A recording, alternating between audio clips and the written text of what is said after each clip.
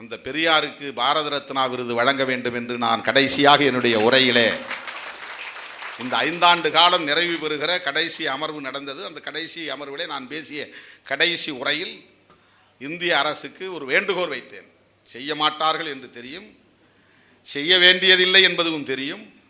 அந்த விருதினால் பெரியாரோ அல்லது விபி சிங் அவர்களோ அல்லது காஞ்சிராம் அவர்களோ ஒன்றும் பெருமை பெறப்போவதில்லை என்றும் தெரியும்.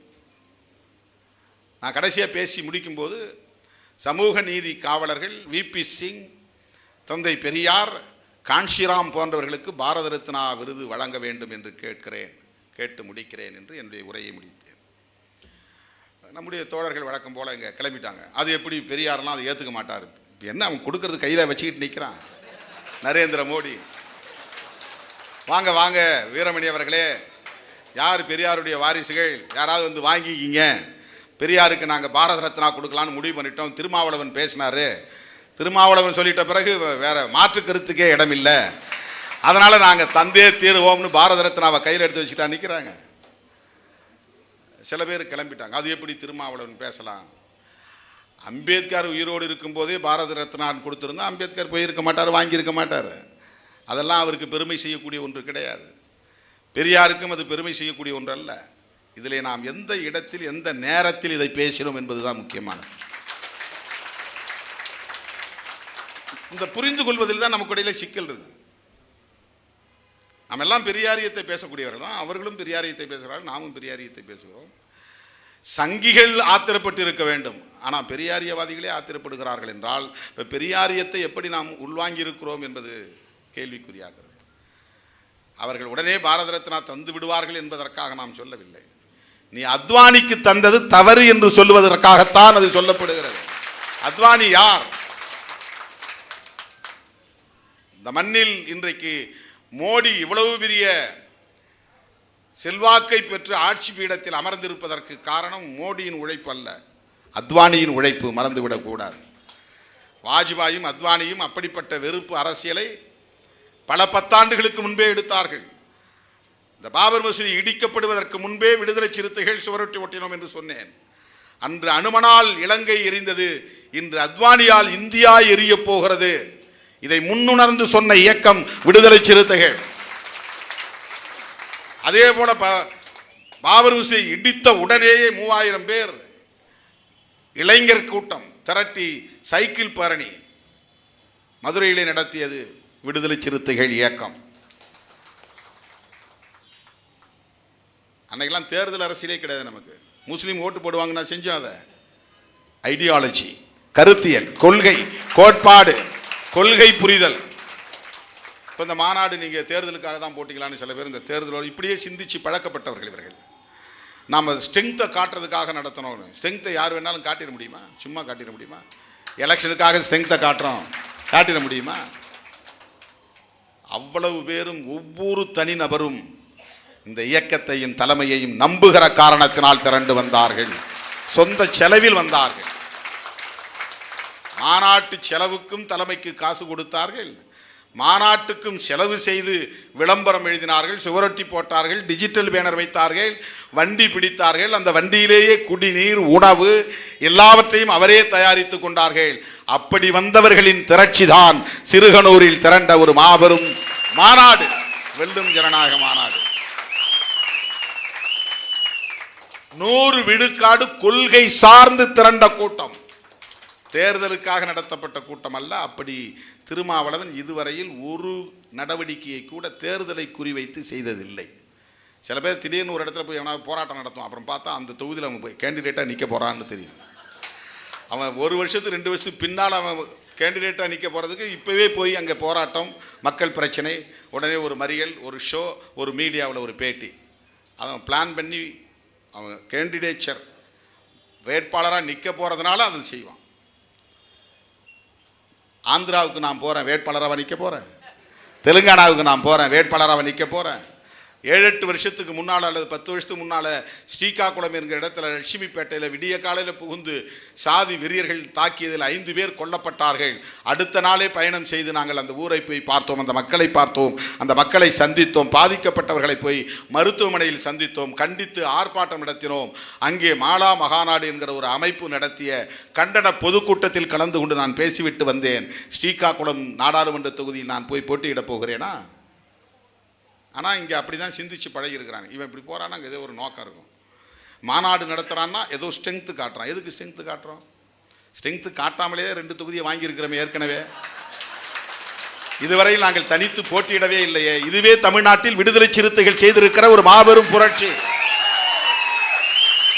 இந்த கோணத்தில் எவனும் பேச மாட்டான், இந்த கோணத்தில் எவனும் நம்மை பாராட்ட மாட்டான். இதே யாராவது ஒரு நடிகன் வந்து இப்படி நின்றுருந்தா ஆகா ஓஹோ தோல்ல தூக்கி வைத்துக் கொண்டு அடுத்த முதலமைச்சர் இவர்தான் அப்படின்னு ஒரு 15 நாள் பேசியிருப்பான் டிபேட். ஒரு பையன் இதை பற்றி பேசல, வாயை திறக்கல.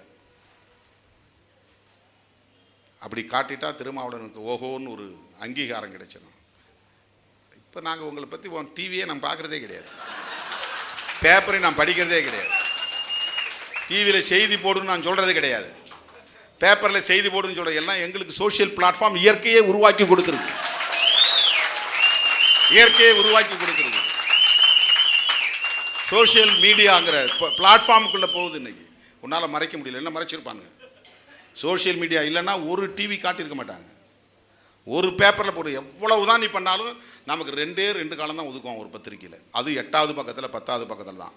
ஒரு நாள் கூட முதல் பக்கத்தில் ஒரு கலர் வண்ண புகைப்படம் வச்சு ஒரு 4 காலத்தில் செய்தி போட்டாங்கன்னா கிடையவே கிடையாது. ஒவ்வொரு பத்திரிகையில் 8 காலம் இருக்கும்.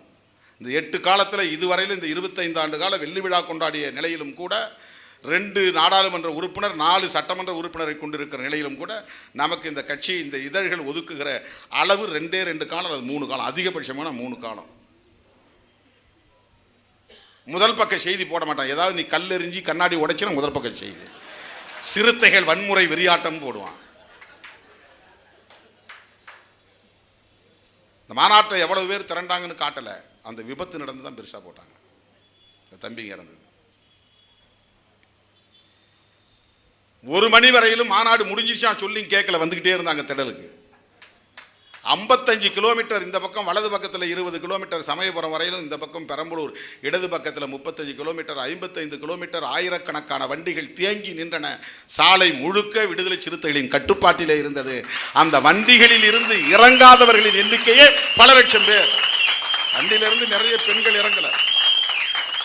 அந்த வண்டியிலிருந்து இறங்காத மக்கள் ஆண்டா இனிமேல் அங்கே போக முடியாது, போயிலாம் அண்ணன் பேச்சை கேட்க முடியாது அப்படின்னா எல்லாம் ஃபோனை வச்சுக்கிட்டே பார்த்துட்டு இருக்கிறான். எல்லாம் லைவில் ஓடுது, வெளிச்சம் டிவி ஃபேஸ்புக்கில் போகுது.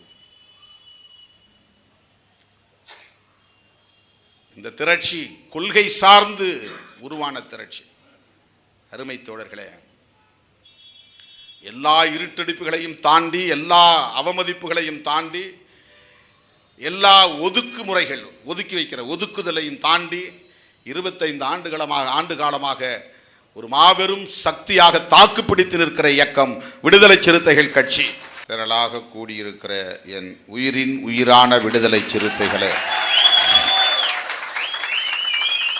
உங்கள் அனைவருக்கும் என்னுடைய பணிவார்ந்த வணக்கத்தை தெரிவித்துக் கொள்கிறேன். அண்மையில் நாம் நடத்திய மாவட்ட செயலாளர்கள் கலந்தாய்வு கூட்டத்தில் 144 மாவட்ட செயலாளர்களையும் பாராட்டி, இதேபோல அவர்களுக்கு பாராட்டு சான்றிதழை வழங்கி சிறப்பித்தோம்.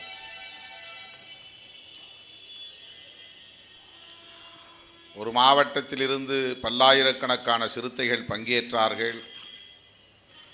அதிலே ஒவ்வொருவருடைய பங்களிப்பும் பாராட்டுதலுக்குரியது. மாவட்ட செயலாளர் மட்டுமே அவ்வளவு பேரையும் திரட்டுவதற்கான களப்பணியை ஆற்றினார் என்ற பொருளில் அல்ல. அந்த மாவட்டத்திலிருந்து பல்லாயிரக்கணக்கில் சிறுத்தைகள் திரண்டு வந்த நிலையில் ஒவ்வொருவரையும் தனித்தனியே பாராட்ட வேண்டும். ஆனால் அவ்வாறு பாராட்ட இயலாது, நடைமுறை சாத்தியமில்லை. அவ்வளவு பேருக்கும் சான்றிதழ் வழங்க முடியாது. ஆகவே அந்த மாவட்டத்திலிருந்து மக்களை திரட்டுவதற்கு களப்பணி ஆற்றிய மாவட்ட செயலாளரோடு களத்தில் நின்ற அனைத்து பொறுப்பாளர்களுக்கும், மாவட்ட நிர்வாகத்தில் உள்ள பொறுப்பாளர்களுக்கும், நகர பொறுப்பாளர்களுக்கும், ஒன்றிய பொறுப்பாளர்களுக்கும், கட்சியின் மூத்த பொறுப்பாளர்களுக்கும், பல்வேறு துணைநிலை அமைப்புகளை சார்ந்த அனைத்து பொறுப்பாளர்களுக்கும் என்னுடைய நெஞ்சார்ந்த பாராட்டுதல்களையும் வாழ்த்துக்களையும் இந்த நேரத்தில் நான் தெரிவித்துக் கொள்கிறேன். ஒவ்வொருவரும் அதில் பங்காற்றி இருக்கிறார்கள்.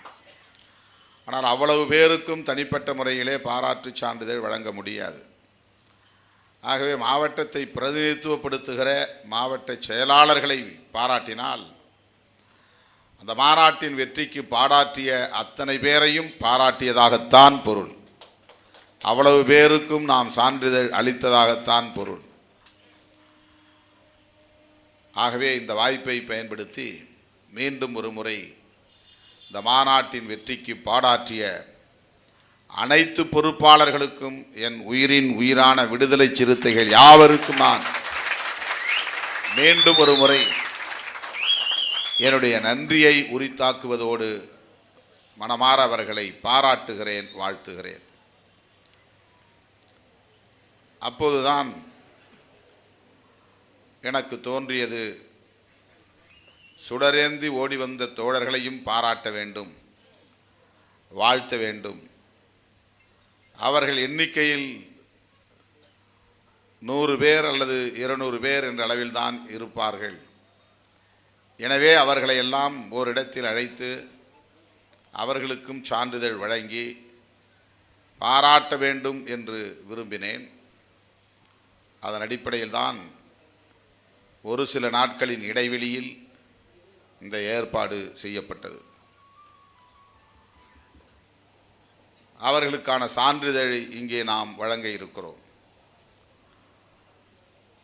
4 திசைகளிலிருந்தும் சுடரேந்தி வர வேண்டும்.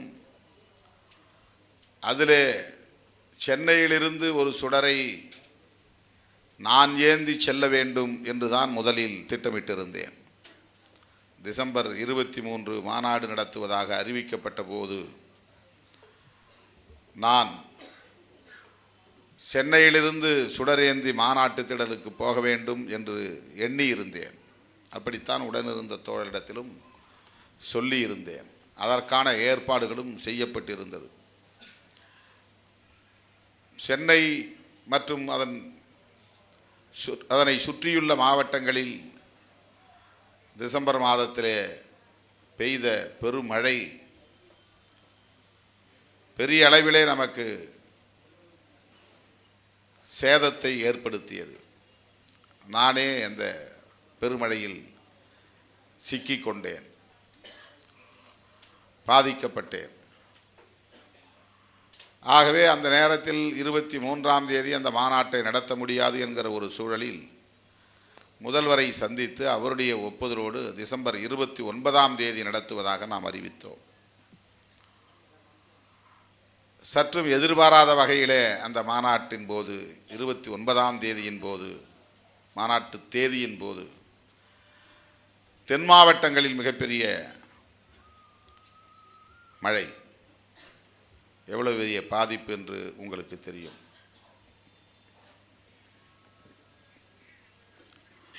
அதனால் மீண்டும் அந்த மாநாட்டை தள்ளி வைக்க நேர்ந்தது. முதல்வர் இடையிலே புத்தாண்டு வருகிறது, பொங்கல் வருகிறது என்பதனால் பொங்கலுக்கு பிறகுதான் வைத்துக்கொள்ள முடியும் என்கிற நிலையில் முதல்வர் அவர்களை சந்தித்து பேசிய போது ஜனவரி 26 குடியரசு நாளில் நமக்கு இசைவு தந்தார், ஒப்புதல் அளித்தார். அது சால பொருத்தம் என்பதை விட மிகவும் போற்றுதலுக்குரிய கால பொருத்தமாகவும் அமைந்துவிட்டது. ஜனவரி 26 குடியரசு நாள். அரசமைப்பு சட்டம் நடைமுறைக்கு வந்து இந்த அரசு ஒரு குடியரசு என்று அதிகாரபூர்வமாக அறிவிக்கப்பட்ட நாள். 1950ஆம் ஆண்டு ஜனவரி 26 அன்று தான் இந்தியா குடியரசாக பரிணாமம் பெற்றது. 1947 ஆகஸ்ட் 15 சுதந்திரம் பெற்றது, விடுதலை பெற்றது. ஆனால் அரசமைப்பு சட்டம் நடைமுறைக்கு வந்த நாள்தான் இந்தியா குடியரசானது. ஆகவே புரட்சியாளர் அம்பேத்கர் அவர்களால் வகுத்தளிக்க பெற்ற அரசமைப்பு சட்டம் நடைமுறைக்கு வந்த நாள் ஜனவரி 26. நம்முடைய மாநாட்டின் நாயகனே அரசமைப்பு சட்டம்தான். ஹீரோ ஆஃப் தி கான்ஃபரன்ஸ் நம்முடைய கான்ஸ்டிடியூஷன் ஆஃப் இந்தியா தான். அதைத்தான் மையப்படுத்தி இந்த மாநாட்டை நாம் ஒருங்கிணைத்தோம். ஆனால் தொடக்கத்திலே இது எவ்வாறு கரு கொண்டது என்பதுதான் முக்கியமானது. பொதுவாக நாம் எந்த மாநாட்டையும் பிறந்த நாள் விழாவை கூட ஒரு கருப்பொருளை அறிவித்து அந்த கருப்பொருளின் அடிப்படையில் தான் பிறந்த நாள் விழாவையும் நாம் கொண்டாடி இருக்கிறோம். வெறும் திருமாவளவன் பிறந்த நாள் விழா என்று கொண்டாடியதில்லை. ஒவ்வொரு பிறந்த நாளின் போதும் ஒரு கருப்பொருளை நாம் முன்னிறுத்துவோம். அண்மை காலமாக அதை அதிகாரபூர்வமாக அறிவித்து செய்து வருகிறோம். இடையிலே கொரோனா வந்ததனால் பிறந்த நாள் கொண்டாடவில்லை. அதற்கு முன்பு பனை விதைகளை ஊன்றுவதை ஒரு கருப்பொருளாக அறிவித்து ஒரு ஆண்டு முழுவதும் அதை முன்னெடுத்தோம். அதற்கடுத்த ஆண்டு சமூக நீதி சமூகங்களின் ஒற்றுமை என்று schedule cost, schedule tribes, OBC ஆகிய சமூகங்களின் ஒற்றுமையை வலியுறுத்தி நாடு முழுவதும் மாவட்டந்தோறும் அந்த விழாக்களை முன்னெடுத்தோம். தோழமை கட்சிகளை எல்லாம் அழைத்தோம். இந்த முறை நாம் அதுபோல ஏதேனும் ஒரு கருப்பொருளை நாம் முன்னெடுக்க வேண்டும் என்று அறிவிப்பு செய்தோம். அதிலே அரசமைப்பு சட்டத்தை பாதுகாக்க வேண்டியது மிக முக்கியமானதாக இருக்கிறது. அரசமைப்பு சட்டத்தின் முகப்புரையில் சொல்லப்பட்டிருக்கிற கோட்பாடுகளுக்கு ஆபத்து இருக்கிறது. ஆகவே அதை முன்னிறுத்தி இந்த ஆண்டு நாம் பிறந்த நாள் விழாவை நடத்த வேண்டும் என்று ஆகஸ்ட் 17 முடிவெடுத்தோம். கடந்த 2022 ஆகஸ்ட் 17 எனக்கு 60ஆம் ஆண்டு தொடக்க விழா. 2023 ஆகஸ்ட் 17 நிறைவு விழா. கடந்த ஆண்டு ஆகஸ்ட் 17க்குள் இந்த மாநாட்டை நாம் நடத்தி இருக்க வேண்டும். கட்சியின் மறுசீரமைப்பு பணிகள் முடங்கி இருந்தன, தேக்கமடைந்து கிடந்தன. இன்றும் நாம் மாவட்ட செயலாளர்களை மட்டும்தான் அறிவித்திருக்கிறோம். இன்னும் மாவட்ட நிர்வாகம் அறிவிக்கப்படவில்லை. ஒன்றிய நகர பேரூர் நிர்வாகத்தில் இன்னும் மறுசீரமைப்பு செய்யப்படவில்லை. தேர்தலுக்கு முன்னதாக அதை செய்தே தீர வேண்டும். ஒரு நாள் கூட ஓய்வில்லை. ஒவ்வொரு நாளும் ஆயிரக்கணக்கான தோழர்கள் வந்து என்னை சூழ்ந்து கொள்கிறார்கள். சொல்லப்போனால் என்னை ஏறி மிதிக்கிறார்கள். அப்படித்தான் வந்து கூட்டம் என்னை சூழ்ந்து கொள்கிறது, ஆக்கிரமித்துக் கொள்கிறது. இன்றைக்கு காலையில் 8:30 மணிக்கு நான் பார்வையாளர்களை சந்திக்க தொடங்கினேன். 1 மணி வரையில் என்னால் மூச்சு விட முடியவில்லை, அவ்வளவு கும்பல். அதன் பிறகுதான் நான் புறப்பட்டு வள்ளுவர் கோட்டத்தில் நடைபெற்ற ஆர்ப்பாட்டத்திற்கு போனேன். பிறகு இங்கு வந்து சேர்ந்தேன் 3 மணிக்கு மேல். இந்த நிகழ்ச்சிக்கு முடித்த பிறகும் ஒரு 100 பேருக்கு மேல் இங்கே காத்திருக்கிறார்கள் என்னை போட்டு நசுக்குவதற்காக. எந்த நேரத்தில் என்னை விடுவார்கள் என்று எனக்கு தெரியாது. இப்படி ஒவ்வொரு நாளும் கட்சி தோழர்களையும் பொதுமக்களையும் சந்திக்கிற நெருக்கடிகள், அவர்களுக்கான பணிகளை செய்யக்கூடிய நெருக்கடிகள், இவற்றுக்கிடையிலே இந்த மறுசீரமைப்பு நடவடிக்கைகளில் ஈடுபடுவதற்கு நேரம் ஒதுக்க முடியாத ஒரு சூழல். ஆகவே இந்த பணிகள் தேக்கமடைந்த நிலையிலே கடந்த 2023 ஆகஸ்ட் 17 அன்று திட்டமிட்டவாறு நம்மால் மணிவிழா நிறைவு நிகழ்வை, மாநாட்டை நடத்த முடியவில்லை. மலர் மட்டும் வெளியிட்டு நிகழ்ச்சியை சுருக்கமாக முடித்தோம். ஆகஸ்ட் 17 திருமாமணி என்கிற பெயரில் ஒரு மலர் தம்பி வன்னியரசு தயாரித்தார். 300 பக்கங்களுக்கு மேலான அந்த நூல் வெளியீட்டு விழா, மலர் வெளியீட்டு விழா நிகழ்ச்சியோடு மணிவிழா நிறைவு முடிந்தது. ஆனாலும் அதனை மணிவிழா நிறைவு மாநாடு என்பதற்கு பதிலாக வழக்கம் போல ஒரு கருப்பொருளை முன்னிறுத்தி தோழமை கட்சி தலைவர்களை எல்லாம் அழைத்து ஆகஸ்ட் முடியாவிட்டாலும் செப்டம்பர், செப்டம்பர் முடியாவிட்டாலும் அக்டோபர் என்று அந்த ஆண்டு இறுதிக்குள்ளாக ஏதேனும் ஒரு நாளில் நடத்தி முடித்து விடுவது என்று தான் திட்டமிட்டோம். ஆனால் அவ்வாறு நம்மால் செய்ய முடியாமல் போனது. ஆகவே கடைசியில் டிசம்பரிலே நடத்துவதாக அறிவித்தோம். இயற்கை பேரிடர் நம்மை சோதனைக்குள்ளாக்கியது. ஆனாலும் அது நன்மைக்குத்தான் என்பது அதன் பிறகுதான் நமக்கு புரிந்தது. நான் சொல்லுவது போல, வழக்கமாக சொல்லுவதைப் போல, இயற்கை எப்போதும் நம்மோடே இருக்கும், நமக்கு துணையாக இருக்கும், உற்ற துணையாக இருக்கும் என்று நான் அடிக்கடி சொல்லுவதுண்டு. ஆகவே டிசம்பர் 23 பெருமழை புயல் அப்போது நடத்தியிருந்தால் இவ்வளவு சிறப்பாக இருந்திருக்காது. டிசம்பர் 29 நாம் பிடிவாதமாக அறிவித்த தேதியிலேயே நடத்தி முடிப்போம் என்று முயற்சித்திருந்தால் இவ்வளவு எழுச்சி இருந்திருக்காது. ஜனவரி 26 அரசியல் அரங்கையே அதிர வைக்கக்கூடிய ஒரு மகத்தான மாநாடாக வெல்லும் ஜனநாயக மாநாடு நடந்தேறியது. ஆகவே இந்த மாநாட்டை என்ன பெயரிட்டு நடத்துவது என்று நான் யோசித்த போது மிக இயல்பாக எனக்கு தோன்றிய ஒரு தலைப்பு தான் வெல்லும் ஜனநாயகம் என்பதாகும்.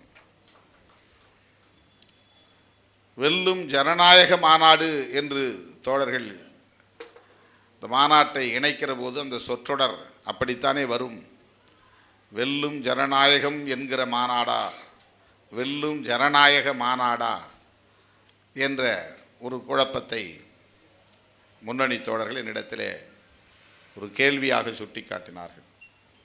வெல்லும் ஜனநாயகம் மாநாடு என்றே நாம் இதை நடத்துவோம், இதில் எந்த குழப்பமும் வேண்டாம். வெல்லும் ஜனநாயக மாநாடு என்று தேவையில்லை. வெல்லும் ஜனநாயகம் என்கிற டிக்ளரேஷன், என்கிற அறிவிப்பு, என்கிற உறுதிப்பாடு பகை சக்திகளுக்கு நாம் தெரிவிக்கிற செய்தி. வெல்லும் ஜனநாயகம் என்றால் வீழும் சனாதனம் என்று பொருள். அதற்கு முன்னதாக சனாதன எதிர்ப்பு என்று நாம் மாநாட்டை நடத்தியிருக்கிறோம். தேசம் காப்போம் என்று பேரணி மாநாட்டை நடத்தியிருக்கிறோம். இந்த முறை வெல்லும் ஜனநாயகம் என்கிற ஒரு மகத்தான அறிவிப்பை செய்கிற மாநாடாக இந்த மாநாட்டை நாம் ஒருங்கிணைத்தோம். 3 கருப்பொருளை அதிலே சுட்டிக்காட்டினோம். ஒன்று,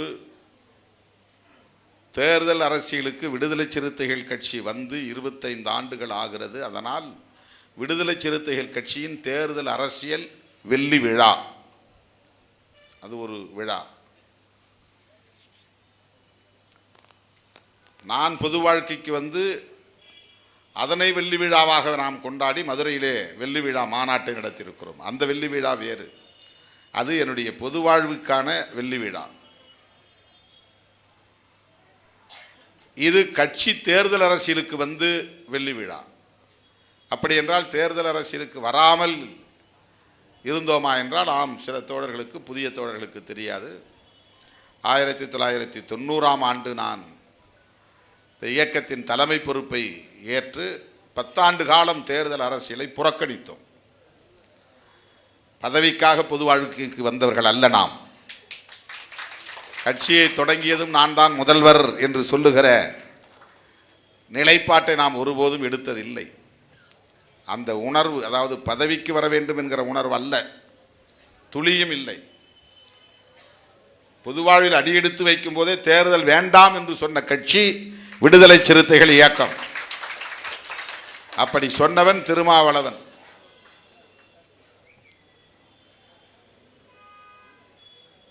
10 ஆண்டு காலம் அப்படியே உருண்டது, கடந்தது. விடுதலை புலிகளோடு தொடர்பு படுத்தி நமக்கு காவல்துறையினர் அப்போது கடும் நெருக்கடிகளை தந்தார்கள். அதையெல்லாம் நான் வரலாறாக எழுதினால் அந்த அத்தியாயம் முழுவதும் இரத்த வாடையாக இருக்கும். அவ்வளவு நெருக்கடிகள், வலிகள், துப்பாக்கிச் சூடுகள், காவல்துறையின் தடியடி, மண்டை உடைப்பு, குருதி சிந்திய வரலாறாகத்தான் அந்த 10 ஆண்டு கால வரலாறு இருந்தது. ஏராளமான தோழர்கள் குண்டர் தடுப்பு காவலில் சிறைப்படுத்தப்பட்ட காலம் அது. ஒருபுறம் விடுதலை புலிகளோடு தொடர்பு படுத்தி காவல்துறை நம் மீது சந்தேகப்பட்டது, இன்னொரு புறம் தமிழ்நாட்டிலே இருக்கிற நக்சல்பாரிகளோடு நமக்கு தொடர்பு இருக்கிறது என்று சந்தேகப்பட்டு கடுமையான நெருக்கடியை தந்த காலம் அந்த காலம். தமிழ்நாடு விடுதலை படையை நடத்திய தமிழரசனுடைய சீடர்கள் விடுதலை சிறுத்தைகளாய் தலைமறைவாக வாழ்க்கை நடத்துகிறார்கள் என்றுதான் முதலில் காவல்துறை சந்தேகப்பட்டது. நான் எங்கே பயணம் செய்தாலும் பேருந்துகளில் தான் அப்போது பெரும்பாலும் பயணம். எனக்கு தெரியாமலே 2 கியூ பிரான்ச் போலீசார் பின்னாலேயே துரத்தி கொண்டு வருவார்கள். எந்த இடத்தில் இறங்கி நான் தேநீர் குடித்தாலும் என்னை சுற்றி நின்று என்னோடு யார் பேசுகிறார்கள், என்னோடு யார் உறவாடுகிறார்கள் என்று கண்காணித்தார்கள். என்னை கண்காணிப்பது கூட எனக்கு நீண்ட காலம் தெரியவில்லை. சில மேடைகளில் சின்னதாக துளியாக சில தகவல்களை உங்களுக்கு சொல்லி இருக்கிறேன். அப்படி 10 ஆண்டு காலம் கடும் நெருக்கடிகளை சந்திக்க நேர்ந்தது. ஏன்? தேர்தல் புறக்கணிப்பை நாம் உயர்த்தி பிடித்ததன் விளைவுதான். நம்மோடு தொடர்பிலேயே இருந்தான் என்று ராஜாராம் என்கிற ஒரு தலைமறைவு வாழ்க்கையில் ஈடுபட்ட இளைஞன் ஒருவனை பிடித்து, திருமாவளவனுக்கும் உனக்கும் தொடர்பு இருக்கிறது என்று சொல்லிவிடு, உன்னை விட்டு விடுகிறோம் என்று காவல்துறை அவன் வாயிலே துப்பாக்கியை வைத்து மிரட்டியது. அவன் அப்படி சொல்ல மறுத்தான் என்பதனாலேயே அவனை என்கவுண்டரில் போட்டு சுட்டு கொலை செய்தது. இது கடந்த கால வரலாறு. 9 ஆண்டுகள் தமிழ்நாடு விடுதலை படையோடு தொடர்பு, விடுதலை புலிகள் இயக்கத்தோடு தொடர்பு, தீவிரவாத சக்திகளோடு தொடர்பு, நக்சல்வாதிகளோடு தொடர்பு, இந்திய ஒற்றுமைக்கு எதிரான சக்திகளோடு தொடர்பு. யார் இந்த திருமாவளவன் என்று ஊடகங்கள் ஓடி வந்து என்னை சந்தித்து பேட்டி எடுப்பதற்கெல்லாம் கடுமையாக முயற்சித்த காலம், நான் தவிர்த்த காலம், வேண்டாம் என்று சொன்ன காலம். எந்த நிகழ்ச்சியிலும் நம்முடைய படத்தை போட வேண்டாம், துண்டறிக்கைகளில் அழைப்பிதழ்களில் திருமாவளவன் படத்தை போட வேண்டாம், புரட்சியாளர் அம்பேத்கர், பெரியார் ஆகிய தலைவர்களின் படங்கள் மட்டும்தான் இடம்பெற வேண்டும் என்று நான் கட்டளையிட்டிருந்த காலம். அப்போதெல்லாம் எந்த துண்டறிக்கையிலும் என் படம் கூட இருக்காது. அண்மையிலே காலமான தம்பி உத்தங்குடி மலைச்சாமி முதலாக தன்னுடைய பிள்ளைகளின் காதணி விழாவுக்கு என்று கருதுகிறேன் கட்டையிலே பிரிண்டிங் ப்ரெஸ் அடிக்கிற டெடில் ப்ரெஸ் அதிலே போய் அச்சிட்டு என் படத்தோடு வந்தார். நான் அந்த அழைப்பிதழை வாங்க மறுத்து விட்டேன். வேண்டாம், என் படம் போட்டு அச்சிட வேண்டாம், அதை கட்டி மூளையில் போட்டு விடுங்கள் என்று சொன்னேன். அந்த பத்திரிகையை யாருக்கும் தர வேண்டாம் என்று சொல்லியிருக்கிறேன். இப்படி ஒரு பிரின்சிபிள், ஒரு கொள்கை சார்ந்த பயணம். இடதுசாரி இயக்கங்களை சார்ந்தவர்கள் வந்து நம்மோடு காரசாரமான விவாதங்களெல்லாம் நடத்துவார்கள். இரவெல்லாம் மக்களை போய் சந்திப்பேன்.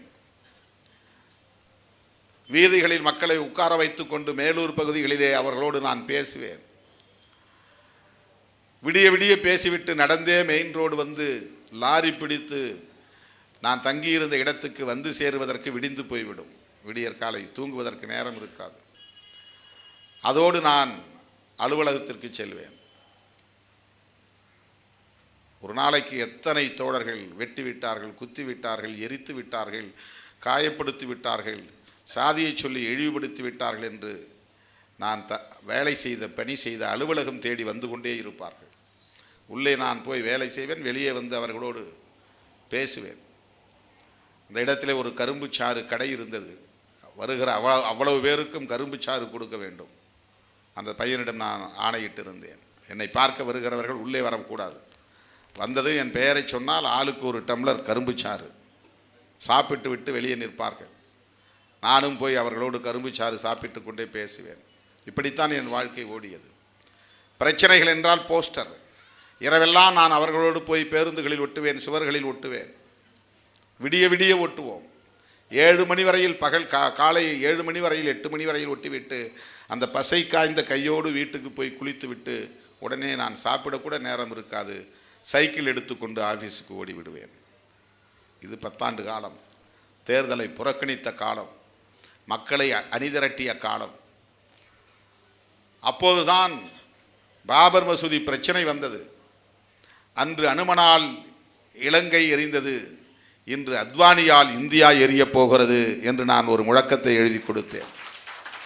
அதை தோழர்கள் போட்டி போட்டுக்கொண்டு சுவரொட்டி அச்சிட்டு ஒட்டுவார்கள். கட்டிட வேலை செய்யக்கூடிய தொழிலாளிகள், தென்னை ஏறக்கூடிய மரம் ஏறக்கூடிய தொழிலாளர்கள் என்னை தேடி வருவார்கள். நாள்தோறும் நான் தங்கியிருக்கிற தல்லாக்குளம் பகுதிக்கு வருவார்கள். ஏதேனும் ஒரு முழக்கம் எழுதி கொடுங்கள், நாங்கள் போஸ்டர் அச்சிட்டு ஒட்டுகிறோம் என்பார்கள். அப்படி நான் எழுதிய முழக்கங்கள் தான் அடங்க மறுப்போம், அத்து மீறுவோம், திமிரி எழுவோம், திருப்பி அடிப்போம் என்கிற முழக்கம். விழிப்பாய் இரு, நெருப்பாய் எழு என்கிற முழக்கம்.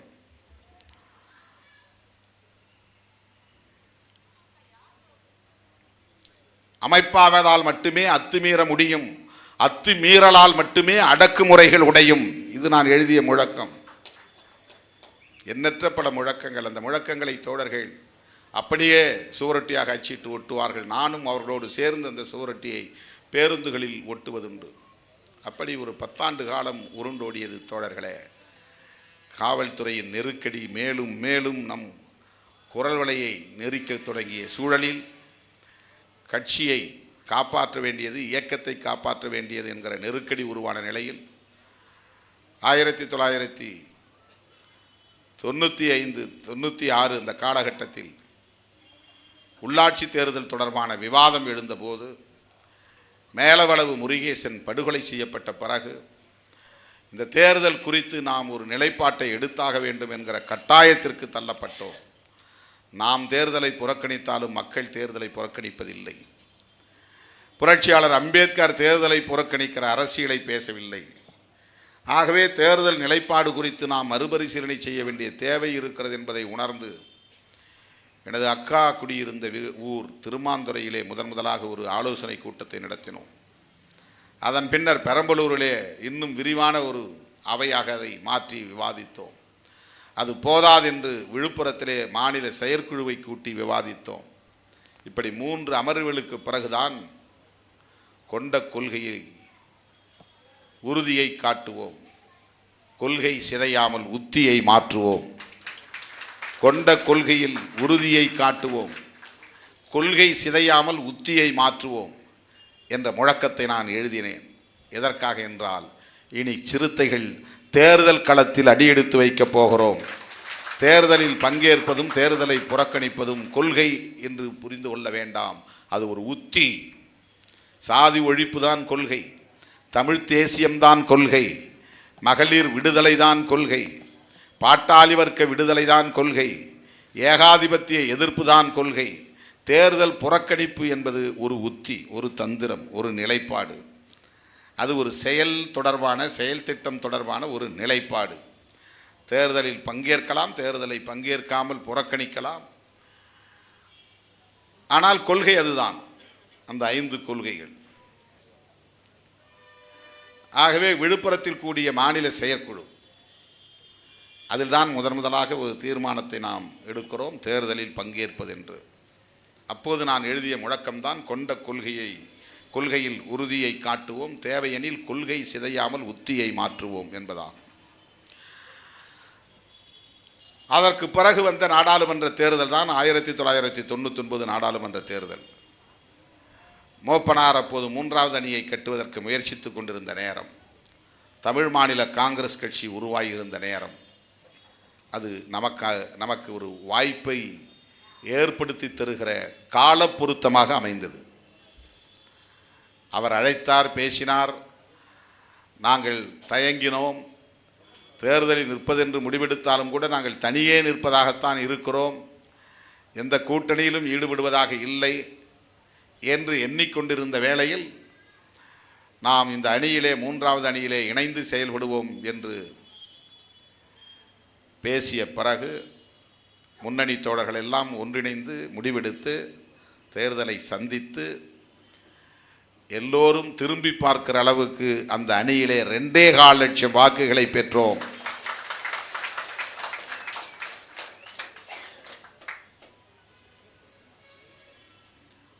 கடலூர் மாவட்டம் சிறுத்தைகளின் தாய் மடி என்று நான் சொல்லுவதற்கு அதுதான் காரணம். அந்த தேர்தலில் 3வது அணியிலே எல்லா வேட்பாளர்களும் 1 லட்சத்திற்கும் கீழே,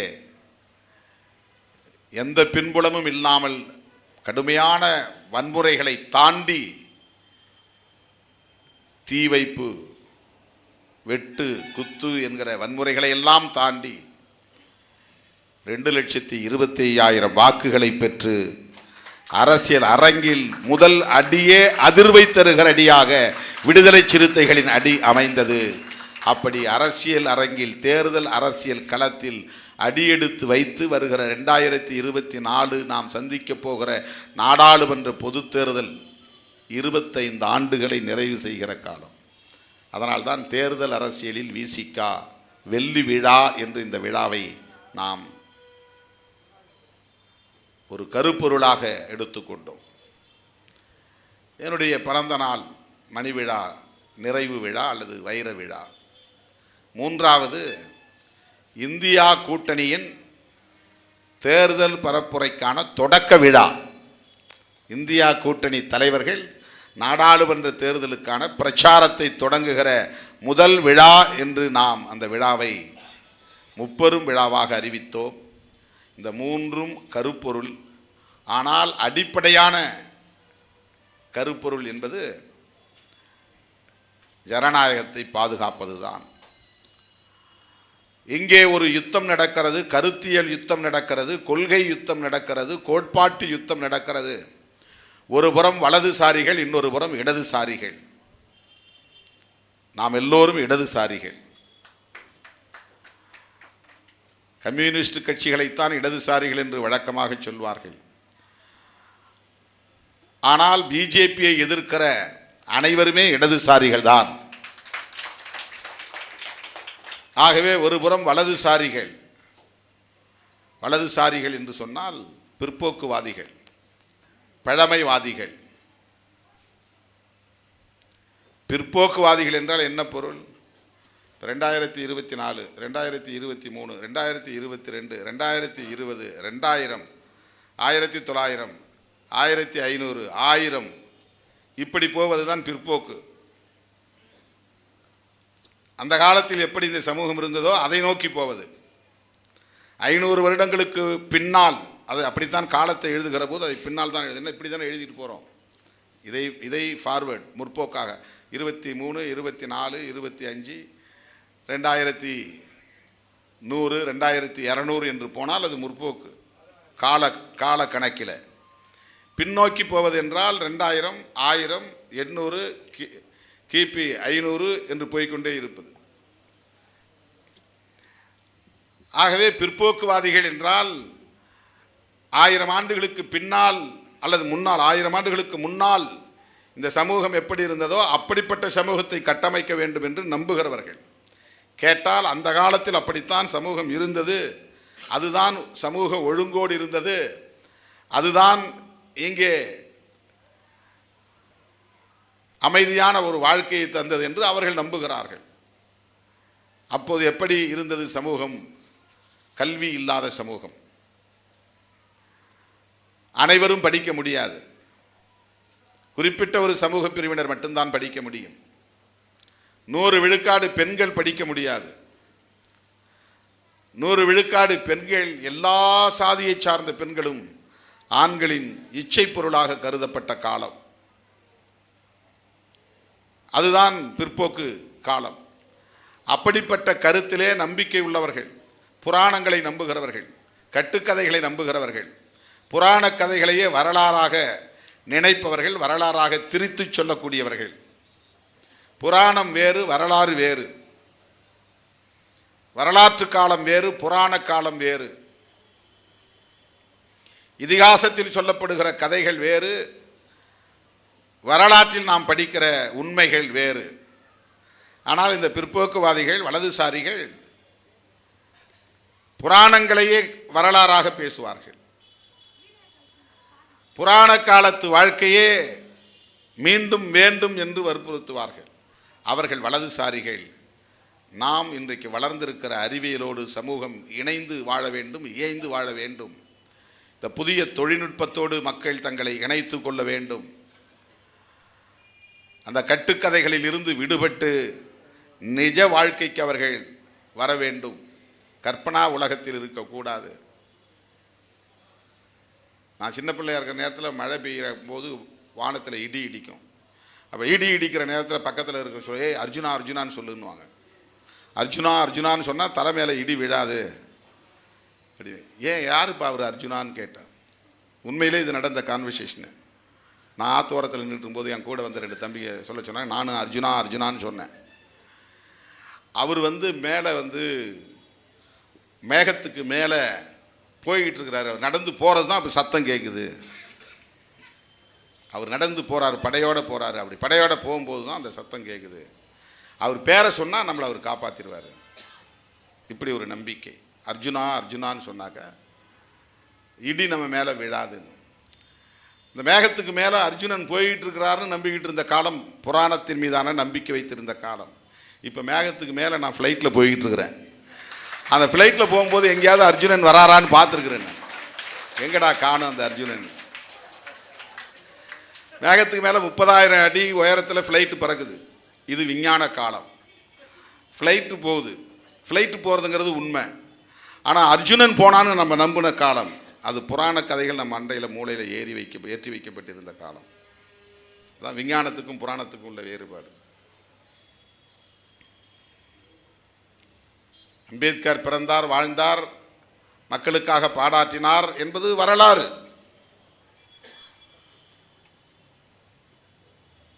அலெக்சாண்டர் படையெடுத்தான் என்பது வரலாறு. நெப்போலியன் ஆண்டான் என்பது வரலாறு. ஆல்ப்ஸ் மலைகளிலே படையை நடத்தினான், எதிரிகளை வீழ்த்தினான் என்றெல்லாம் நாம் படிப்பது வரலாறு. ஆனால் இன்றைக்கு வலதுசாரிகள் வரலாற்றை பேசுவதை விட, விஞ்ஞானத்தை பேசுவதை விட, புராணங்களை பேசி பேசி மக்களை அந்த புராண மயக்கத்துக்குள்ளேயே வைத்திருக்கிறார்கள். ஆகவே அவர்கள் வலதுசாரிகள். நாம் விஞ்ஞானத்தோடு இயைந்து வாழ வேண்டும் என்று சொல்லுகிற சக்திகள் இடதுசாரிகள். இந்த வலதுசாரிகளுக்கும் இடதுசாரிகளுக்கும் இடையிலே நடக்கிற யுத்தம் தான் நாம் சொல்லுகிற கருத்தியல் யுத்தம். நாம் உயர்த்தி பிடிக்கிற கருத்தியல் கோட்பாடு இன்றைக்கு உலகம் முழுவதும்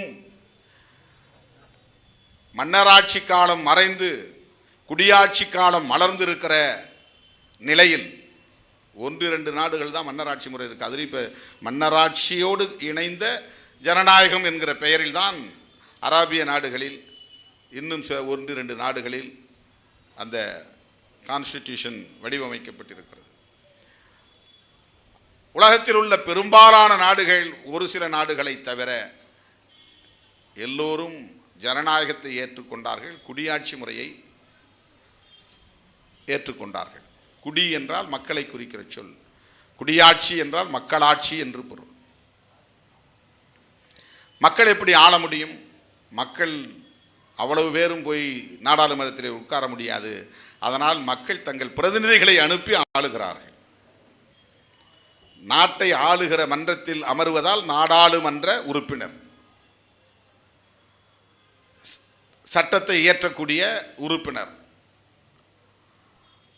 ஆகவே மக்களின் பிரதிநிதிகள் ஒன்று கூடி பெரும்பான்மை அடிப்படையில் ஆட்சி நடத்துவது, அதுதான் குடியாட்சி முறை. அதில் எலெக்ஷனில் பல மாறுபாடுகள் நாட்டுக்கு நாடு இருக்குது. நம்ம இந்தியாவில் இருக்கிற மாதிரியே எல்லா நாடுகளையும் தேர்தல் நடக்கிறதில்ல. அமெரிக்காவில் நடக்கிற அங்கேயும் ஜனநாயகம் தான், அங்கே நடக்கிற தேர்தல் முறை வேறு. இலங்கையிலையும் தேர்தல் நடக்கிறது, அங்கே நடக்கிற தேர்தல் முறை வேறு. இந்தியாவிலும் ஜனநாயகம் தான், இந்தியாவில் நடத்துகிற தேர்தல் முறை வேறு. மொத்தம் 2 லட்சம் பேர் வாக்களிக்கிறார்கள். அதில் ஒருத்தன் ஒரு ஓட்டு தான் அதிகமாக வாங்குகிறான் இன்னொருத்தனை விட என்கிற போது இந்த ஒரு ஓட்டு வாங்கியவன் வெற்றி பெற்று விடுகிறான், இந்த ஒரு ஓட்டு குறைவாக வாங்கியவன் தோற்று போகிறான். ஜனநாயகத்திலே பெரும்பான்மை என்பது ஏற்கப்படுகிறது. ஒரு ஓட்டு குறைவாக இருப்பதனால் அவன் தோற்று போவது மட்டுமல்ல, அந்த வாக்குகளின் மதிப்பே இல்லாமல் போய்விடுகிறது. One man one vote, one vote one value என்று புரட்சியாளர் அம்பேத்கர் சொன்னார். ஜனநாயகத்தின் முக்கியமான கூறு. ஆனால் தேர்தல் முறையில் ஒன் ஓட் ஒன் வேல்யூ என்று இருக்கிறதா என்றால் இல்லை. ஏனென்றால் வெற்றி பெற்றவனுடைய வாக்குகளுக்கு தான் மதிப்பு இருக்கிறது, தோற்று போனவனுடைய வாக்குகளுக்கு மதிப்பு இல்லாமல் போய்விடுகிறது. ஜனநாயகத்தின் மீது எவ்வளவு பெரிய தாக்குதல் இங்கே நடக்கிறது. இது எலெக்ஷன் ப்ராசஸில் உள்ள குறைபாடு. ஆனால் இதனுடைய கான்செப்ட், கோர் கான்செப்ட், இதனுடைய அடிப்படையான கருப்பொருள் என்னவென்றால் ஜனநாயகம் தான், டெமோக்ரஸி. ஆங்கிலத்திலே டெமோக்ரஸி என்றால், டெமோ என்றால் அது மக்களை குறிக்கிற சொல். பியூரோக்ரசி என்று இருக்கிறது, அரிஸ்டோக்ரசி இருக்கிறது, மாபோக்ரசி இருக்கிறது. அதிலே ஒன்றுதான் டெமோக்ரசி. டெமோக்ரசி என்பதை போல இந்த சொற்கள் எல்லாம் இருக்கிறது. ரொம்ப லக்ஸூரியஸ், செல்வந்தர்கள், படித்தவர்கள், அவர்கள் மட்டுமே கோலோச்சக்கூடிய ஜனநாயகம் என்றால் அதற்கு பெயர், அது ஜனநாயகம் இல்லை, அதற்கு பெயர் அரிஸ்டோக்ரசி. ரொம்ப அரிஸ்டோக்ரட்டாக இருக்கிறான் அப்படின்னா ரொம்ப சொகுசாக இருக்கிறான்னு அர்த்தம். அரிஸ்டோக்ரசின்னா சொகுசானவர்கள் கோலோச்சுகிற ஒன்று. பியூரோக்ரசின்னா, பியூரோக்ரட்னா அதிகாரிகளை குறிக்கும். அதிகாரிகள் தான் எல்லா முடிவும் எடுப்பாங்க. சட்டம் ஒழுங்கை காப்பாற்றுகிற முடிவாக இருந்தாலும், கொள்கை கோட்பாடுகளை வரையறுக்கிற முடிவுகளாக இருந்தாலும், சட்டத்தை எழுதுகிற முடிவுகளாக இருந்தாலும் அதில் மக்கள் பிரதிநிதிகளுக்கு வேலை இருக்காது. அதிகாரிகள் ஆதிக்கம் செலுத்துவார்கள். அதுக்கு பேர் பியூரோக்ரசி. டெமோக்ரசி என்றால் மக்கள் பிரதிநிதிகள். அவன் என்ன படிச்சிருக்கிறாங்கிறது பிரச்சனை கிடையாது, அவன் என்ன குவாலிஃபிகேஷனுங்கிறது பிரச்சனை கிடையாது. மக்களால் தேர்ந்தெடுக்கப்பட்டு அனுப்பியிருக்காங்க. அவங்க 10 பேர் போட்டியிட்டாங்க, அந்த 10 பேரில் ஒரு ஆள் தேர்ந்தெடுக்கப்பட்டிருக்கான். இவன் மக்களால் தேர்ந்தெடுக்கப்பட்ட பிரதிநிதி. ஆகவே இவன் சட்டமன்றத்தில் உட்கார முடியும், நாடாளுமன்றத்தில் உட்கார முடியும். பெரும்பான்மையாக ஒரு கட்சி பல பேரை உறுப்பினர்களை கொண்டிருக்கிறது என்றால் அந்த பெரும்பான்மை உறுப்பினர்களை கொண்ட கட்சி ஆட்சியில் அமரலாம். இதுக்கு பேர் மெஜாரிட்டேரியனிசம், பெரும்பான்மை வாதம். பெரும்பான்மை வாத அடிப்படையில் இங்கே ஜனநாயகம் தீர்மானிக்கப்படுகிறது. ஆனால் அடிப்படையில் அதனுடைய கான்செப்ட் என்னவென்றால் ஜனநாயகம். இப்போ சொன்னதெல்லாம் எலெக்ஷன் ப்ராசஸில் வரக்கூடிய நடைமுறை கூறுகள், இது வந்து ப்ராக்டிக்கலாக இருக்கக்கூடிய சில விஷயங்கள். இலங்கையில் இருப்பது வந்து பிரதிநிதித்துவ, விகிதாச்சார பிரதிநிதித்துவ ஜனநாயகம். அது ஒரு கட்சி ஒரு டிஸ்ட்ரிக்டுள்ள 5 பேரையோ 6 பேரையோ நிறுத்தலாம். மொத்தம் 5 உறுப்பினர் தேர்ந்தெடுக்கணும்னா 5 உறுப்பினர் நிறுத்துவான் மொத்தத்தில். அது மாதிரி ஒவ்வொரு கட்சியும் நிற்பாட்டுவாங்க. அதில் கட்சி, ஒவ்வொரு கட்சியும் எவ்வளவு ஓட்டு வாங்குது அப்படிங்கிறத பொறுத்து வெற்றி பெற்றவர்களை அறிவிப்பாங்க. எல்லா கட்சியும் பிரதிநிதிகள் பெற முடியும் அதில், அந்த விகிதாச்சார பிரதிநிதித்துவ முறையில். சில பேர் வந்து 8% வாங்கினா கூட ஒரு சீட்டும் ஜெயிக்க முடியாது, 10% வாங்கினா கூட ஒரு சீட்டும் ஜெயிக்க முடியாது. ஆனால் இந்த ப்ரொபோர்ஷனேட் ரெப்ரசன்டேட்டிவ் சிஸ்டம் என்கிற முறை வந்தால் மொத்த வாக்குகளில் எவ்வளவு சதவீதம் வாங்கியிருக்கிறோன்னா அதுக்கு தகுந்த மாதிரி உறுப்பினர்கள் உள்ளே போகலாம், கம்பல்சரியாக உள்ளே போக முடியும். ஓவரால் ஓட்டில் சதவீதத்தை பார்த்து அந்த சதவீதத்தின் அடிப்படையில் உறுப்பினர்கள் உள்ளே போக முடியும். ஆகவே ஜனநாயகத்தை நடைமுறைப்படுத்துவதில் ஒவ்வொரு நாடும் வெவ்வேறு விதமான செயல் திட்டங்களை வைத்திருக்கிறார்கள், ப்ரொசீஜர்ஸ் வைத்திருக்கிறார்கள், ரூல்ஸ், விதிகளை வரையறுத்திருக்கிறார்கள். ஆனால் எல்லாவற்றிலும், எல்லா நாடுகளிலும் ஜனநாயகம்தான் அடிப்படையானது, முதன்மையானது, கருப்பொருளாக இருக்கிறது. அந்த ஜனநாயகம் என்பது, நான் அடிக்கடி மேடைகளில் சொல்லுவேன், விஞ்ஞான கண்டுபிடிப்புகள் எவ்வளவு மகத்துவம் வாய்ந்ததோ அதை போல ஜனநாயகம் என்கிற கோட்பாடு ஒரு விஞ்ஞான கண்டுபிடிப்பை போன்றது. மனிதன் தீயை கண்டுபிடித்த பிறகு மனித குலத்தில் மிகப்பெரிய மாற்றம் உருவானது, புரட்சிகர மாற்றம் உருவானது. சக்கரத்தை கண்டுபிடித்த பிறகு மனித குலத்தின் வாழ்க்கையில் வேகம் அதிகரித்தது, மிகப்பெரிய மாற்றம் உருவானது. நியூட்டன் கண்டுபிடித்த புவியீர்ப்பு விசை, ஐன்ஸ்டீன் கண்டுபிடித்த ஆற்றல் மாறா கோட்பாடு, இப்படி சொல்லிக்கொண்டே போகலாம். ஒவ்வொரு விஞ்ஞானியும் கண்டுபிடித்த அந்த கண்டுபிடிப்புகள் உலகத்தில் மனித குலத்தின் வளர்ச்சிக்கு மிகப்பெரிய பாய்ச்சலை தந்திருக்கிறது. அதை போல இன்றைக்கு மனித குலம், நம்மை போன்ற எளிய மக்கள், விளிம்பு நிலை மக்கள் வலிமை பெறுவதற்கான பாய்ச்சலை தந்திருப்பது, வாய்ப்பை தந்திருப்பது, வலிமையை தந்திருப்பது, இப்படி குரல் உயர்த்தி பேசுவதற்கான சுதந்திரத்தை தந்திருப்பது எது என்றால் அதுதான் ஜனநாயகம் என்கிற கோட்பாடு.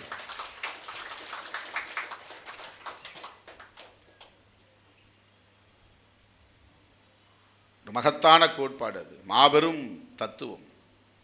அரசியல் அரங்கில் இன்றைக்கு நாம் எல்லாம் ஒரு கட்சியை தொடங்க முடிகிறது என்றால் ஜனநாயகம் தான் அதற்கு காரணம், வேறு யாரும் காரணம் இல்லை. இல்லைன்னா போலீஸ் ஒரே நாளில் நம்மளை தூக்கி உள்ளே போட்டுருவான். ஒரு இடத்துல கொடி கட்ட முடியாது. நாமும் கொடி கட்ட முடியும், நாமும் மாநாடு நடத்த முடியும் என்கிற நிலையை நாம் எட்டி இருப்பதற்கு இங்கே இருக்கிற ஜனநாயகம் என்கிற கோட்பாடு தான் காரணம். அதிலே ஒவ்வொருவரும் ஒவ்வொரு அணுகுமுறையை கையாளுவதை பொறுத்து அவர்கள் வெற்றி பெறுகிறார்கள், சாதனை படைக்கிறார்கள்.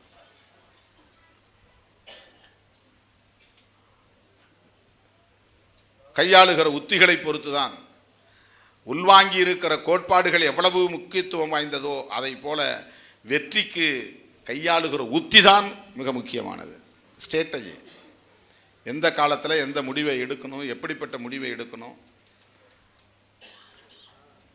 யார் நட்பு சக்தி யார் பகை சக்தி என்று தீர்மானிப்பது எப்படி, எந்த நேரத்தில் எந்த முழக்கத்தை வைப்பது, எப்படி மக்களை திரட்டுவது, இதுதான் லீடருக்கு லீடர் மாறுபடும். சாதியை சொல்லி மட்டுமே ஒருவன் வெற்றி பெற்று விட முடியாது, மதத்தை சொல்லி மட்டுமே ஒருவன் வெற்றி பெற்று விட முடியாது, இனத்தை சொல்லி மட்டுமே ஒருவன் வெற்றி பெற்று விட முடியாது, இனம் என்று சொல்லுவதால் மட்டுமே ஒரு இனம் ஒன்று சேர்ந்து விடாது, சாதி என்று சொல்லுவதால் மட்டுமே ஒரு சாதி ஒன்று சேர்ந்து விடாது, மதம் என்று சொல்லுவதால் மட்டுமே மதம் அப்படியே ஒருவன் பின்னால் அணிதிரண்டு விடாது. பலரும் அதை பேசுவார்கள், சிலர்தான் அதில் வெற்றி பெறுகிறார்கள். வெற்றி பெறுவர்கள் ஏன் வெற்றி பெற்றார்கள் என்று பார்த்தால் அவர்கள் எப்படி உத்திகளை கையாண்டார்கள் என்பதுதான் அதிலே முக்கியமானது. அதுதான் முக்கியமானது. ஆகவே இங்கே ஒரு கருத்தியல் யுத்தம் நடக்கிறது. அந்த யுத்தம் நம்முடைய காலத்தில் தொடங்கியதல்ல, அந்த யுத்தம் புரட்சியாளர் அம்பேத்கர் காலத்தில் தொடங்கியதல்ல. அந்த யுத்தம் மாமனிதர் கௌதம புத்தர் காலத்தில் தொடங்கியது என்று வரலாற்று குறிப்புகள் நமக்கு சொல்லுகின்றன. அவருக்கு முன்னாலும் இருந்திருக்கலாம்.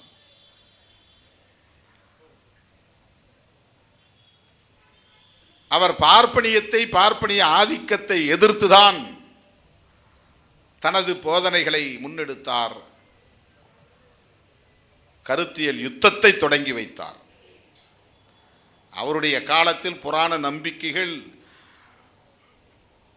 கொட்டமடித்த காலம், கோலோச்சிய காலம். கடவுள் நம்பிக்கை, புராண நம்பிக்கை, பேய் நம்பிக்கை, பிசாசு நம்பிக்கை, சாத்தான் நம்பிக்கை, பில்லி சூன்யம் என்கிற பிளாக் மேஜிக்ஸ், அதன் மீதான நம்பிக்கை, இதெல்லாம் உலகம் முழுக்க மக்கள்கிட்ட பரவி இருக்கிற ஒன்று. எப்படி உலகம் முழுவதும் மக்களிடத்திலே கடவுள் நம்பிக்கை இருக்கிறதோ அப்படி உலகம் முழுவதும் மக்களிடத்திலே பேய் பிசாசு சாத்தான் நம்பிக்கை உண்டு, பிளாக் மேஜிக்கு சம்பந்தமான நம்பிக்கை உண்டு. அப்படிப்பட்ட காலத்தில் அந்த சிந்தனைக்குள்ளே போய் சிக்கிக்கொள்ளாமல் இயங்கியலோடு சிந்தித்த முதல் போராளி கௌதம புத்தர். இயக்கியவியலோடு இயங்கியலோடு சிந்தித்தவர். இயங்கியல்னா என்ன? எது யதார்த்தமோ அதுதான் இயங்கியல். இயற்கையோடு வாழுகிற வாழ்க்கை முறைதான் இயங்கியல். இயற்கை எது உண்மை என்று சொல்லுகிறதோ அதுதான் இயங்கியல்.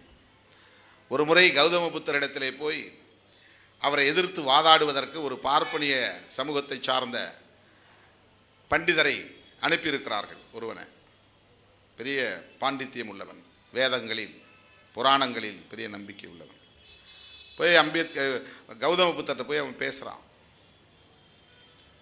பல கேள்விகளை கேட்குறான். அவர் பதில் சொல்கிறார். ஒரு இடத்துல அவர் சொல்கிறார், ஒரு அரசன் 100 பேரை அழைக்கிறான். அந்த 100 பேரில் பார்ப்பனர்களும் இருக்கிறார்கள், பார்ப்பனர் அல்லாதவர்களும் இருக்கிறார்கள், சாதாரண உழைக்கிற விளிம்பு நிலை மக்கள் சூத்திரர்களும் இருக்கிறார்கள். அதிலே பார்ப்பனர்கள் சந்தன மரங்களை வெட்டி தீ வைக்கிறார்கள், சூத்திரர்கள் சாதாரண மரங்களை வெட்டி தீ வைக்கிறார்கள். பார்ப்பனர்கள் வைத்த தீ மட்டும்தான் பிடிக்குமா, சூத்திரர்கள் வைக்கிற தீ பிடிக்காதா என்று கேட்கிறார். யார் தீ வைத்தாலும் தீ பற்றி கொள்ளும், மரம் எரியும் என்று அவன் பதில் சொல்லுகிறான். இப்படி ஒரு வாதம் விவாதம் புத்தர் காலத்தில் புத்தர் பார்ப்பன இளைஞர்களோடு அல்லது பார்ப்பனிய பண்டிதர்களோடு வேத வல்லுநர்களோடு பேசியிருக்கிறார், வாதாடி இருக்கிறார் என்ற பதிவுகளை நாம் பார்க்க முடிகிறது. எனவே பாகுபாடு கூடாது, பார்ப்பனர்கள் உயர்ந்தவர்கள் சூத்திரர்கள் தாழ்ந்தவர்கள் என்கிற பாகுபாடு கூடாது என்று அந்த பாகுபாட்டை எதிர்த்து சிந்தித்தவர் கௌதம புத்தர். அவரை இப்போ பல பேர் மதகுரு மாதிரி கடவுள் மாதிரி ஆக்கிட்டாங்க உலகம் முழுக்க. அந்த காலகட்டத்தில் கடவுளை பற்றி பேசாத ஒருவர், கடவுள் வழிபாட்டை பற்றி பேசாத ஒருவர், மத நம்பிக்கைகளை பற்றி பேசாத ஒருவர், மனித குலத்தின் மேம்பாட்டுக்கு சிந்தித்த ஒருவர் புரட்சியாளர் கௌதம புத்தர். அந்த காலத்திலிருந்தே பார்ப்பனிய கோட்பாடுகளுக்கு எதிரான சிந்தனை என்பது உருவாகி இருந்தது. 2500 ஆண்டுகளாக இந்த மண்ணிலே அந்த கருத்தியல் யுத்தம் நடந்து கொண்டிருக்கிறது. அதனால்தான் நான் பல மேடைகளில் சொல்லியிருக்கிறேன், உங்களைப் போல் நான் ஆண்ட வம்சம் ஆண்ட பரம்பரை என்று சொல்லிக்கொள்வதில் விருப்பமில்லை, உடன்பாடில்லை. நாங்கள் ஞான வம்சத்தை சார்ந்தவர்கள், அறிவு வம்சத்தை சார்ந்தவர்கள் என்று நான் சில மேடைகளில் பேசியிருக்கிறேன். தமிழ்நாட்டில் இன்றைக்கு பலரும் மாநாடு நடத்தினால் சாதி உணர்வை தூண்டி, வெறியை தூண்டி, ஏதேனும் ஒரு சாதிக்கு எதிரான வெறுப்பை விதைத்து அல்லது ஒரு அரசியல் இயக்கத்தின் மீது வெறுப்பை விதைத்து, திருமாவளவனால் தான் இது நடக்கிறது, திருமாவளவன் அந்த பிறகுதான் இந்த சாதிக்காரர்கள் எல்லாம் திமிர் பிடித்து ஆட்டம் போடுகிறார்கள், நம்முடைய சாதியை நாம் காப்பாற்ற வேண்டும், நம்முடைய மக்களை காப்பாற்ற வேண்டும், நம்முடைய பிள்ளைகளை காப்பாற்ற வேண்டும் என்று சாதி வெறியை ஊட்டிவிட்டு வெறுப்பு அரசியலை திணித்து அப்படித்தான் மக்களை திரட்டுகிறார்கள். ஜனநாயகத்தை சொல்லி மக்களை திரட்டிய கட்சி விடுதலை சிறுத்தைகள் கட்சி. எந்த சாதிக்கு எதிரான வெறுப்பையும் விதைக்கவில்லை, எந்த சாதி கட்சியை எதிர்த்தும் நாம் பேசவில்லை, எந்த சாதி கட்சி தலைவரையும் நான் எந்த மேடையிலும் அவர்களின் பெயர்களை உச்சரித்ததில்லை. ஜனநாயகம் காப்போம், தேசம் காப்போம், சனாதனத்தை வீழ்த்துவோம் என்று சொல்லி திரட்டப்பட்ட கூட்டம்தான் இந்திய அரசியல் அரங்கில் ஒரு தாக்கத்தை ஏற்படுத்திய மாநாடு வெல்லும் ஜனநாயக மாநாடு. ஆகவே நாம் கௌதம புத்தரின் சிந்தனை வழியில், மகாத்மா ஜோதிபா பூலே, சாவித்திரிபாய் பூலே ஆகியோரின் சிந்தனை வழியில், புரட்சியாளர் அம்பேத்கர், தந்தை பெரியார் ஆகியோரின் சிந்தனை வழியில் இன்றைக்கு மக்களை அமைப்பாக்கி வருகிறோம், அணிதிரட்டி வருகிறோம். ஆகவே இந்த கருத்தியல் யுத்தத்திலே ஒரு புறம் ஜனாதனம் நிற்கிறது அல்லது பாசிசம் இருக்கிறது, இன்னொரு புறம் ஜனநாயகம் நிற்கிறது. உலகம் முழுவதும் ஜனநாயகத்தின் பகை பாசிசம் என்றுதான் அறியப்பட்டிருக்கிறது. இந்தியாவில் ஜனநாயகத்தின் பகை சனாதனம் என்று அறியப்பட்டிருக்கிறது. ஆகவே சனாதனம் என்பதும் பாசிசம் என்பதும் வேறு வேறல்ல. பாசிசம் என்பது முசோலினி உயர்த்தி பிடித்த கோட்பாடு. பல பேர் ஹிட்லர் பெயரை சொல்லுவார்கள். ஹிட்லருடைய கோட்பாட்டை நாசிசம் என்று தான் சொல்லுவார்கள். ரெண்டும் கிட்டத்தட்ட ஒன்றுதான். முசோலினியும் ஹிட்லரும் சமகாலத்து தலைவர்கள். மாற்று கருத்தை யாரும் சொல்லக்கூடாது, எதிர்கருத்தை யாரும் பேசக்கூடாது. அதுதான் பாசிசம். நான் சொல்றேன், நீ செய். ஏன் எதுக்குலாம் கேட்கக்கூடாது, எதிர்த்துலாம் கருத்து பேசக்கூடாது. இந்த ஆதிக்க போக்கு இருக்கிறதே, அதற்கு பேர் தான் பாசிசம் என்று பொருள். பெரும்பான்மையினர் தான் ஆள வேண்டும், சிறுபான்மையினர் ஆளுவோருக்கு கட்டுப்பட்டு அடிமைகளாக கிடக்க வேண்டும், உழல வேண்டும். இந்த பெரும்பான்மை வாதம் என்பதும் பாசிசம் தான், அதுவும் பாசிசம் தான். ஆண் என்ன வேண்டுமானாலும் செய்யலாம், அவனுக்கு இங்கே அனைத்து சுதந்திரமும் இருக்கிறது. பெண் அப்பாவுக்கு தெரியாமல் எதையும் முடிவெடுக்கக்கூடாது, கணவனுக்கு தெரியாமல் எதையும் செய்யக்கூடாது, மகனிடம் சொல்லாமல் கூட வெளியே போகக்கூடாது, பேரனுக்கு தெரியாமல் வயது முதிர்ந்த ஒரு பெண்மணி குடும்பத்தில் கூட எதையும் செய்ய முடியாது என்கிற அளவுக்கு பெண்களின் சுதந்திரம் முற்றாக பறிக்கப்பட்ட இந்த சமூகம் இருக்கிறதே, இது ஒரு பாசிச சமூகம். இதுதான் பாசிசம். ஆகவே ஜனநாயகம் என்பது என்ன? அதைத்தான் புரட்சியாளர் அம்பேத்கர் அரசமைப்பு சட்டத்தின் முகப்புரையாக ஒரு கோட்பாடாக வடித்து தந்திருக்கிறார். ஜனநாயகம் என்பது அதிகமான வாக்குகளை பெற்றவன் வெற்றி பெற்றான் என்று சொல்வது மட்டுமல்ல, அதிக எண்ணிக்கை உள்ளவர்கள் வெற்றி பெற்றார்கள் என்று சொல்லுவது மட்டுமே, பெரும்பான்மை மட்டுமே ஜனநாயகம் அல்ல. ஜனநாயகம் என்பது சிறுபான்மையினரின் பாதுகாப்பிலே இருக்கிறது. ஜனநாயகம் என்பது நலிவடைந்த பிரிவினரின் சுதந்திரத்திலே இருக்கிறது. ஜனநாயகம் என்பது மாற்று கருத்தை, எதிர்கருத்தை அனுமதிப்பதிலே இருக்கிறது. ஜனநாயகம் என்பது சகோதரத்துவத்தில் இருக்கிறது. ஜனநாயகம் என்பது சமத்துவத்தில் இருக்கிறது. ஆகவே ஜனநாயகம் என்றால் அரசமைப்பு சட்டத்தின் முகப்புரையில் சொல்லப்படுகிற நீதி, சுதந்திரம், சமத்துவம், சகோதரத்துவம் என்கிற இந்த 4 கோட்பாடுகளும் தான் ஜனநாயகத்தின் உள்ளடக்கம். ஜனநாயகம்னா என்ன? கண்ணை மூடி நீங்க சொல்லலாம். நீதி, சுதந்திரம், சமத்துவம், சகோதரத்துவம், இவைதான் ஜனநாயகம். எலெக்ஷனில் ஒருத்தன் ஜெயிக்கிறது மட்டும், அதிக வாக்குகளை பெறுவது மட்டும், அந்த எண்ணிக்கை பெரும்பான்மை என்பது மட்டுமே ஜனநாயகம் என்று இங்கே சொல்லப்பட்டிருக்கிறது. அதுவல்ல. எவ்வளவு எளிய மனிதனாக இருந்தாலும், படிக்காதவராக இருந்தாலும், இளம் வயதை சார்ந்த குழந்தையாக இருந்தாலும், அல்லது சமூகத்திலே பொருளாதாரத்தில் மிக தாழ்ந்த நிலையிலே இருந்தாலும், அவனுடைய உணர்வுகளை மதிக்க வேண்டும், அவன் கருத்தை அனுமதிக்க வேண்டும். மாற்றாரின் உணர்வுகளை மதிப்பதும் கருத்தை அனுமதிப்பதும் தான் ஜனநாயகம். அப்படிப்பட்ட ஜனநாயகத்திற்கு இந்த மண்ணில் ஆபத்து இருக்கிறது. எப்படி ஆபத்து இருக்கிறது?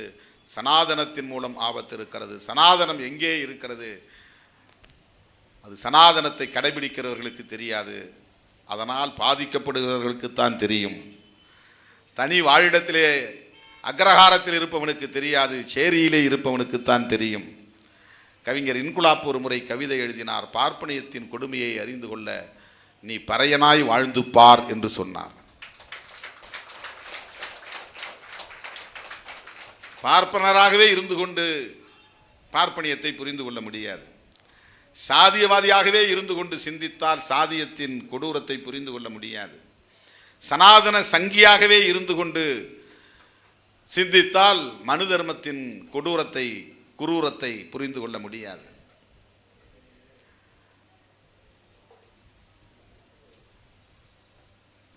பெரும்பான்மை சாதி என்கிற அகங்காரத்தோடு இருந்து கொண்டே முஸ்லிம்களும் கிறிஸ்தவர்களும் படுகிற மன அழுத்தத்தை, மன உளைச்சலை, பாதுகாப்பற்ற அந்த நிலையை உணர முடியாது. அதனால்தான் வள்ளலார் வாடிய பயிரை கண்டபோதெல்லாம் வாடினேன் என்று வாடிய பயிராக மாறுகிறார். அப்படி இல்லைன்னா அந்த பயிர் எப்படி வாடுகிறது என்பதை ஒருவனால் உணர முடியாது. நீ ஒரு ஆட்டுக்குட்டியை பார்த்தா அதை பிரியாணி போடலாமான்னு நினைக்கிற, ஒரு கோழி குஞ்சை பார்த்தா அது நல்லா நசுக்கி ஒரு சாறு வச்சு சாப்பிடலாம் அப்படின்னு நினைக்கிற. அந்த மாதிரி நினைக்கிறவனுக்கு கோழி குஞ்சை நசுக்கும் போது கோழி குஞ்சு சந்திக்கிற அந்த தாக்குதல் பயங்கரவாதத்தை உணர முடியாது. பார்க்கும்போதே அதை நீ உணவாக பார்க்குற, அதில் நடக்கிற பயங்கரவாதம் உனக்கு புரியாது. ஒரு விலங்கை தாக்குகிற போது அந்த விலங்கின் உயிரை நீ பறிக்கிற போது அந்த விலங்கு படுகிற வதை இருக்கிறதே, அந்த விலங்கு சந்திக்கிற துன்பம் இருக்கிறதே, அதை உணர முடியாது. இதே போன்ற உணர்வு தான் ஆதிக்க சாதியினருக்கு இருக்கிறது. குடிசையை கொளுத்தும் போது அவனுக்கு ஐயோ அந்த குடிசையை சார்ந்த மக்கள் என்ன வேதனைக்கு உள்ளாவார்கள் என்று அவனால் உணர முடியாது. அதை உணர்ந்து உணர்ந்து கண்ணீர் சிந்தியவர்கள் தான் சிறுத்தைகள், விடுதலை சிறுத்தைகள். வெட்டுப்படுகிற போது, படுகொலை செய்யப்படுகிற போது, அந்த நேரத்தில் அந்த குடும்பத்தினர் படுகிற பாடு, அந்த வேதனை, அந்த துயரம், அந்த துக்கம், அதனால் ஏற்படுகிற பின் விளைவுகள், அந்த குடும்பம் சிதறி போகிற நிலை, அதை அந்த கொடுமையை செய்கிற, கொலையை செய்கிற சாதி வெறியர்களால் ஒருபோதும் உணர்ந்து கொள்ள முடியாது. அப்படிப்பட்டவன் தான் கேட்கிறான் சனாதனம் எங்கே இருக்கிறது என்று. அக்ரஹாரத்தில் இருந்து கொண்டு சேரியை உன்னால் புரிந்து கொள்ள முடியாது. ஊர் தெருவிலே சாதிக்கு துணை போகிற உன்னால் சனாதனத்தின் கொடுமையை புரிந்து கொள்ள முடியாது.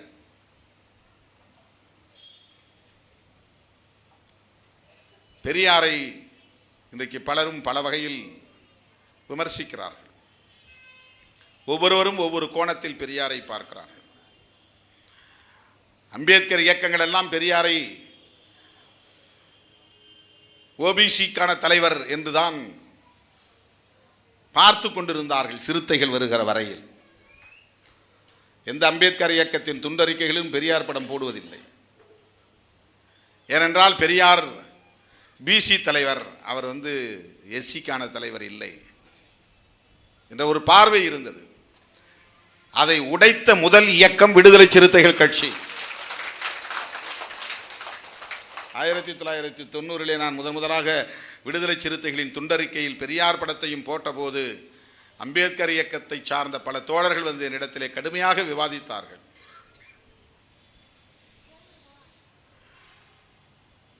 பெரியார் ஓபிசி சமூகத்தினரை அரசியல்படுத்துவதில் தீவிரம் காட்டினார் என்பது உண்மை. ஏனென்றால் அடிக்கோடிட வேண்டும். மிக முக்கியமாக நீங்கள் கவனத்தை என் பக்கம் திருப்ப வேண்டும். பெரியார் ஏன் சூத்திரர்கள் குறித்தே கவலைப்பட்டார் என்றால், சூத்திரர்கள் தங்களை சூத்திரர்கள் என்று கூட உணராமல் சத்திரியர்கள் என்று சொல்லிக் கொள்ளுகிற நிலை தமிழ்நாட்டில் இருக்கிறது.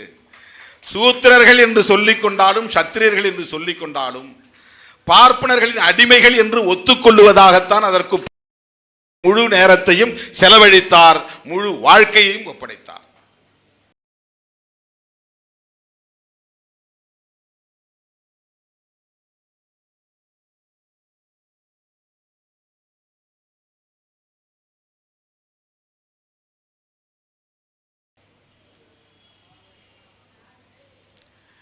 அப்படி என்றால் பறையர்கள் அந்த 4 வருணத்துக்குள்ளே கிடையாது. அவன் சவர்ணா, இவன் அவர்ணா. இவன் அந்த வர்ணாசிரமத்தை எதிர்த்ததால் தான் இவன் தீண்டப்படாதவனாக இருக்கிறான். மாட்டுக்கறி திங்கிறதுனால கிடையாது. அந்த காலத்திலிருந்தே, பௌத்தம் தழைத்தோங்கிய காலத்திலிருந்தே பார்ப்பனியத்தை எதிர்த்து நின்றவர்கள் தான் அவர்ணாஸ். அவர்ணாஸ்னா வர்ணத்துக்கு உட்படாதவர்கள். நீதிக்கு அநீதின்னு சொல்கிற மாதிரி நியாயத்திற்கு அநியாயம் என்று சொல்வதை போல, கிரமம் அக்கிரமம் என்று சொல்வதை போல, கிரமம்னா வரிசைன்னு அர்த்தம், ஆர்டர்னு அர்த்தம். அக்கிரமம் செய்கிறான்னா அதை சீர்குலைக்கிறான்னு அர்த்தம். ஒரு ஆர்டராக இருக்குது, ஒழுங்காக இருக்குது, எல்லாம் இப்படி வரிசையாக உட்காந்துக்கிறாங்க. ஒருத்தன் அவன் பாட்டுக்கு முன்னால் பூந்து அதை எடுத்து வீசி எரிஞ்சிருவான், அவன் பாட்டு உட்காருவான். அது அக்கிரமம். ஏன்னா ஒரு ஆர்டரை ஒழுங்கை சீர்குலைக்கிறது. அப்படி ஒவ்வொன்றுக்கும் முன்னால் போடுகிற போது அதனுடைய எதிர்மறை பொருளை தருகிறது. அப்படித்தான்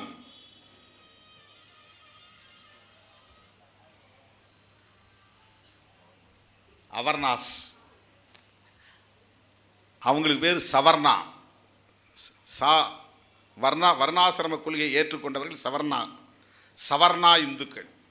இவர்கள் அவர்ணா இந்துக்களும் கிடையாது. அவர்ண என்றால் அந்த வளையத்திற்கு வெளியே நிற்பவர்கள் என்று பொருள், அதை எதிர்த்து நிற்பவர்கள் என்று பொருள். நான் பல மேடைகளில் சொல்லியிருக்கிறேன்.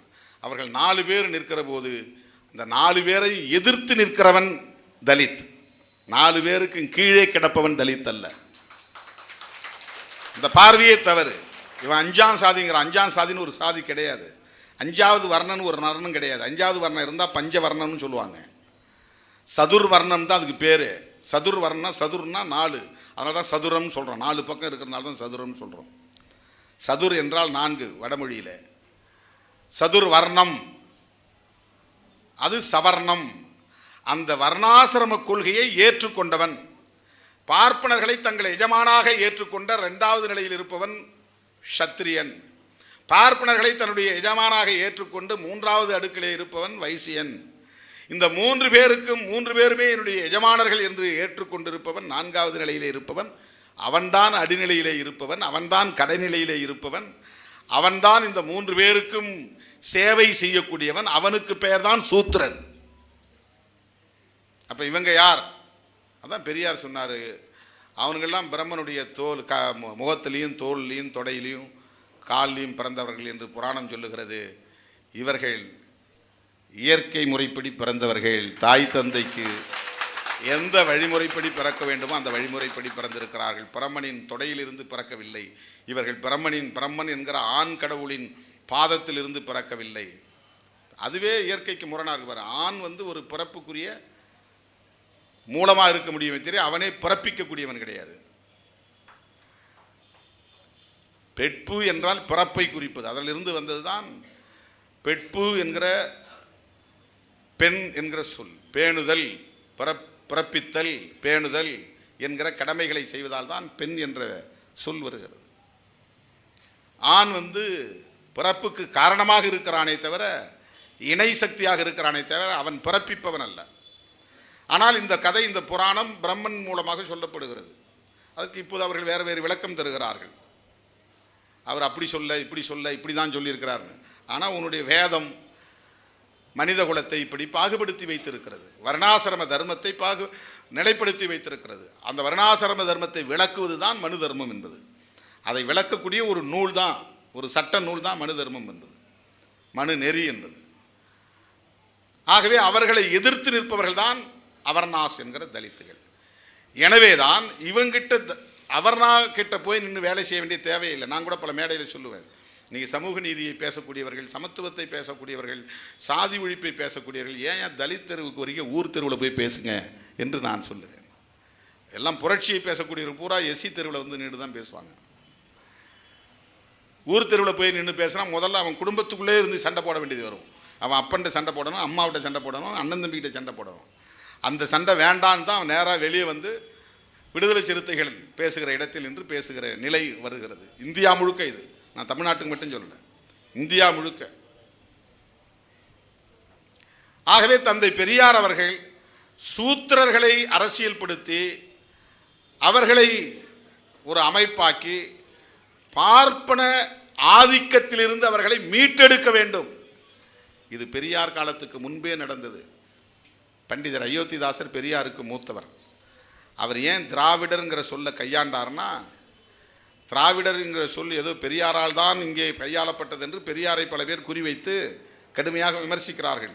திராவிட அரசியலால் நாம் வீழ்ந்து போய்விட்டோம் என்று, தமிழர் எழுச்சியே முழுங்கிவிட்டது என்று சொல்லுகிறார்கள். சேர சோழர் பாண்டியர் காலத்திலே இவன் ஒருத்தர் அடிச்சுக்கிட்டு வீழ்ந்து போனான். சேர சோழர் காலத்திலேயே பெரியார் தோன்றுவதற்கு முன்பு, திராவிடர் கழகம் தோன்றுவதற்கு முன்பு, திமுக தோன்றுவதற்கு முன்பு, இவர்கள் சொல்லுகிற கருணாநிதி என்கிற கலைஞர் தோன்றுவதற்கு முன்பே சேரன் சோழனை தாக்குவதும், சோழன் சேரனை தாக்குவதும், பாண்டியன் படையெடுத்து தஞ்சாவூர் சோழனுடைய கோட்டைகளை எல்லாம் அழித்தொழித்ததும், அதற்கு பழிவாங்கக்கூடிய வகையிலே சோழர்கள் படையெடுத்து போய் பாண்டிய மண்ணில் இருந்த கோட்டைகளை எல்லாம் அழித்தொழித்ததும், இதிலே லட்சக்கணக்கானவர்கள் மாண்டொழிந்ததும், சொத்துக்களை சேதப்படுத்தியதும், இதற்காக வேறு நாட்டை சார்ந்த வேறு மன்னர்களை கொண்டு இங்கே ஆட்சி செய்ய வைத்ததும் அந்த காலத்திலேயே நடந்து விட்டது. அப்பயே தமிழன் வீழ்ந்து போனான், உட்பகையால் வீழ்ந்து போனான், பொறாமையால் வீழ்ந்து போனான். ஆனால் இன்றைக்கி அரசியல் ஆதாயம் தேடுறவன் பெரியார்லேருந்து தொடங்குறான். இவர் திராவிடன்னு சொன்னதுனால தான் விழுந்து போகணும். ஆனால் திராவிட அரசியலே வேண்டாம். திராவிட அரசியல் என்பது நம்முடைய வரலாற்றிலிருந்து நாம் பார்த்தால் பண்டிதர் அயோத்திதாசர் தான் அதை தொடங்கி வைக்கிறார். எங்களை யாரையும் நீ இந்த சாதின்னு சொல்லாத, இந்த சாதியெல்லாம் ஒழின்னு ஒரு 50 வருஷத்துக்கு பின்னால், எனவே எங்களெல்லாம் திராவிடர்னு சொல்லு, இல்லைன்னா தமிழர்னு சொல்லு. இந்த ரெண்டையும் முதல்ல சொன்னவர் பண்டிதர் அயோத்திதாசர். இதை யாரும் பாராட்டியும் சொல்ல மாட்டான், இந்த வரலாற்றையும் சொல்ல மாட்டான். அவனுக்கு கருணாநிதி எதிர்ப்பிலிருந்து அரசியல் ஆதாயம் வேணும், திமுக எதிர்ப்பிலிருந்து அரசியல் ஆதாயம் வேணும். அதனால் பெரியாரையும் வைத்து விமர்சிக்கிறார்கள். அந்த பெரியாருக்கு பாரத ரத்னா விருது வழங்க வேண்டும் என்று நான் கடைசியாக என்னுடைய உரையிலே, இந்த 5 ஆண்டு காலம் நிறைவு பெறுகிற கடைசி அமர்வு நடந்தது. அந்த கடைசி அமர்விலே நான் பேசிய கடைசி உரையில் இந்திய அரசுக்கு ஒரு வேண்டுகோள் வைத்தேன். செய்ய மாட்டார்கள் என்று தெரியும், செய்ய வேண்டியதில்லை என்பதும் தெரியும். அந்த விருதினால் பெரியாரோ அல்லது விபி சிங் அவர்களோ அல்லது காஞ்சிராம் அவர்களோ ஒன்றும் பெருமை பெறப்போவதில்லை என்றும் தெரியும். நான் கடைசியாக பேசி முடிக்கும்போது, சமூக நீதி காவலர்கள் விபி சிங், தந்தை பெரியார், காஞ்சிராம் போன்றவர்களுக்கு பாரத ரத்னா விருது வழங்க வேண்டும் என்று கேட்டு முடிக்கிறேன் என்று என்னுடைய உரையை முடித்தேன். நம்முடைய தோழர்கள் வழக்கம் போல் இங்கே கிளம்பிட்டாங்க. அது எப்படி பெரியாரெலாம் அதை ஏற்றுக்க மாட்டார். இப்போ என்ன அவன் கொடுக்கறது கையில் வச்சுக்கிட்டு நிற்கிறான் நரேந்திர மோடி. வாங்க வாங்க வீரமணி அவர்களே, யார் பெரியாருடைய வாரிசுகள், யாராவது வந்து வாங்கிக்கிங்க, பெரியாருக்கு நாங்கள் பாரத ரத்னா கொடுக்கலான்னு முடிவு பண்ணிட்டோம். திருமாவளவன் பேசினார், திருமாவளவன் சொல்லிட்ட பிறகு வேற மாற்று கருத்துக்கே இடம் இல்லை, அதனால் நாங்கள் தந்தே தீருவோம்னு பாரத ரத்னாவை கையில் எடுத்து வச்சுட்டா நிற்கிறாங்க. சில பேர் கிளம்பிட்டாங்க. அது எப்படி திருமாவளவன் பேசலாம்? அம்பேத்கர் உயிரோடு இருக்கும்போதே பாரத ரத்னான்னு கொடுத்துருந்தா அம்பேத்கர் போயிருக்க மாட்டார், வாங்கியிருக்க மாட்டார். அதெல்லாம் அவருக்கு பெருமை செய்யக்கூடிய ஒன்று கிடையாது. பெரியாருக்கும் அது பெருமை செய்யக்கூடிய ஒன்று அல்ல. இதிலே நாம் எந்த இடத்தில் எந்த நேரத்தில் இதை பேசினோம் என்பதுதான் முக்கியமானது. இந்த புரிந்து கொள்வதில் தான் நமக்கு இடையில சிக்கல் இருக்கு. நம்ம எல்லாம் பெரியாரியத்தை பேசக்கூடியவர்கள் தான், அவர்களும் பெரியாரியத்தை பேசுகிறார்கள், நாமும் பெரியாரியத்தை பேசுகிறோம். சங்கிகள் ஆத்திரப்பட்டு இருக்க வேண்டும், ஆனால் பெரியாரியவாதிகளே ஆத்திரப்படுகிறார்கள் என்றால் இப்போ பெரியாரியத்தை எப்படி நாம் உள்வாங்கி இருக்கிறோம் என்பது கேள்விக்குறியாகிறது. அவர்கள் உடனே பாரத ரத்னா தந்து விடுவார்கள் என்பதற்காக நாம் சொல்லவில்லை. நீ அத்வானிக்கு தந்தது தவறு என்று சொல்லுவதற்காகத்தான் அது சொல்லப்படுகிறது. அத்வானி யார்? இந்த மண்ணில் இன்றைக்கு மோடி இவ்வளவு பெரிய செல்வாக்கை பெற்று ஆட்சி பீடத்தில் அமர்ந்திருப்பதற்கு காரணம் மோடியின் உழைப்பு அல்ல, அத்வானியின் உழைப்பு. மறந்துவிடக்கூடாது. வாஜ்பாயும் அத்வானியும் அப்படிப்பட்ட வெறுப்பு அரசியலை பல 10 ஆண்டுகளுக்கு முன்பே எடுத்தார்கள். இந்த பாபர் மசூதி இடிக்கப்படுவதற்கு முன்பே விடுதலை சிறுத்தைகள் சுவரொட்டி ஒட்டினோம் என்று சொன்னேன். அன்று அனுமனால் இலங்கை எரிந்தது, இன்று அத்வானியால் இந்தியா எரிய போகிறது. இதை முன்னுணர்ந்து சொன்ன இயக்கம் விடுதலை சிறுத்தைகள். அதே போல பாபர் மசூதி இடித்த உடனேயே 3000 பேர் இளைஞர் கூட்டம் திரட்டி சைக்கிள் பேரணி மதுரையிலே நடத்தியது விடுதலை சிறுத்தைகள் இயக்கம். அன்னைக்கெல்லாம் தேர்தல் அரசியலே கிடையாது. நமக்கு முஸ்லீம் ஓட்டு போடுவாங்கன்னா செஞ்சோம். அதை ஐடியாலஜி, கருத்தியல், கொள்கை, கோட்பாடு, கொள்கை புரிதல். இப்போ இந்த மாநாடு நீங்கள் தேர்தலுக்காக தான் போட்டிங்களான்னு சில பேர் இந்த தேர்தலோடு இப்படியே சிந்திச்சு பழக்கப்பட்டவர்கள் இவர்கள். நாம் ஸ்ட்ரென்த்தை காட்டுறதுக்காக நடத்தணும். ஸ்ட்ரென்த்தை யார் வேணாலும் காட்டிட முடியுமா? சும்மா காட்டிட முடியுமா? எலெக்ஷனுக்காக ஸ்ட்ரென்த்தை காட்டிட முடியுமா? அவ்வளவு பேரும் ஒவ்வொரு தனிநபரும் இந்த இயக்கத்தையும் தலைமையையும் நம்புகிற காரணத்தினால் திரண்டு வந்தார்கள். சொந்த செலவில் வந்தார்கள். மாநாட்டு செலவுக்கும் தலைமைக்கு காசு கொடுத்தார்கள். மாநாட்டுக்கும் செலவு செய்து விளம்பரம் எழுதினார்கள், சுவரொட்டி போட்டார்கள், டிஜிட்டல் பேனர் வைத்தார்கள், வண்டி பிடித்தார்கள். அந்த வண்டியிலேயே குடிநீர், உணவு எல்லாவற்றையும் அவரே தயாரித்து கொண்டார்கள். அப்படி வந்தவர்களின் திரட்சி தான் சிறுகனூரில் திரண்ட ஒரு மாபெரும் மாநாடு, வெல்லும் ஜனநாயக மாநாடு. 100 விழுக்காடு கொள்கை சார்ந்து திரண்ட கூட்டம், தேர்தலுக்காக நடத்தப்பட்ட கூட்டம் அல்ல. அப்படி திருமாவளவன் இதுவரையில் ஒரு நடவடிக்கையை கூட தேர்தலை குறிவைத்து செய்ததில்லை. சில பேர் திடீர்னு ஒரு இடத்துல போய் எவனா போராட்டம் நடத்தும், அப்புறம் பார்த்தா அந்த தொகுதியில் அவன் போய் கேண்டிடேட்டாக நிற்க போகிறான்னு தெரியும்.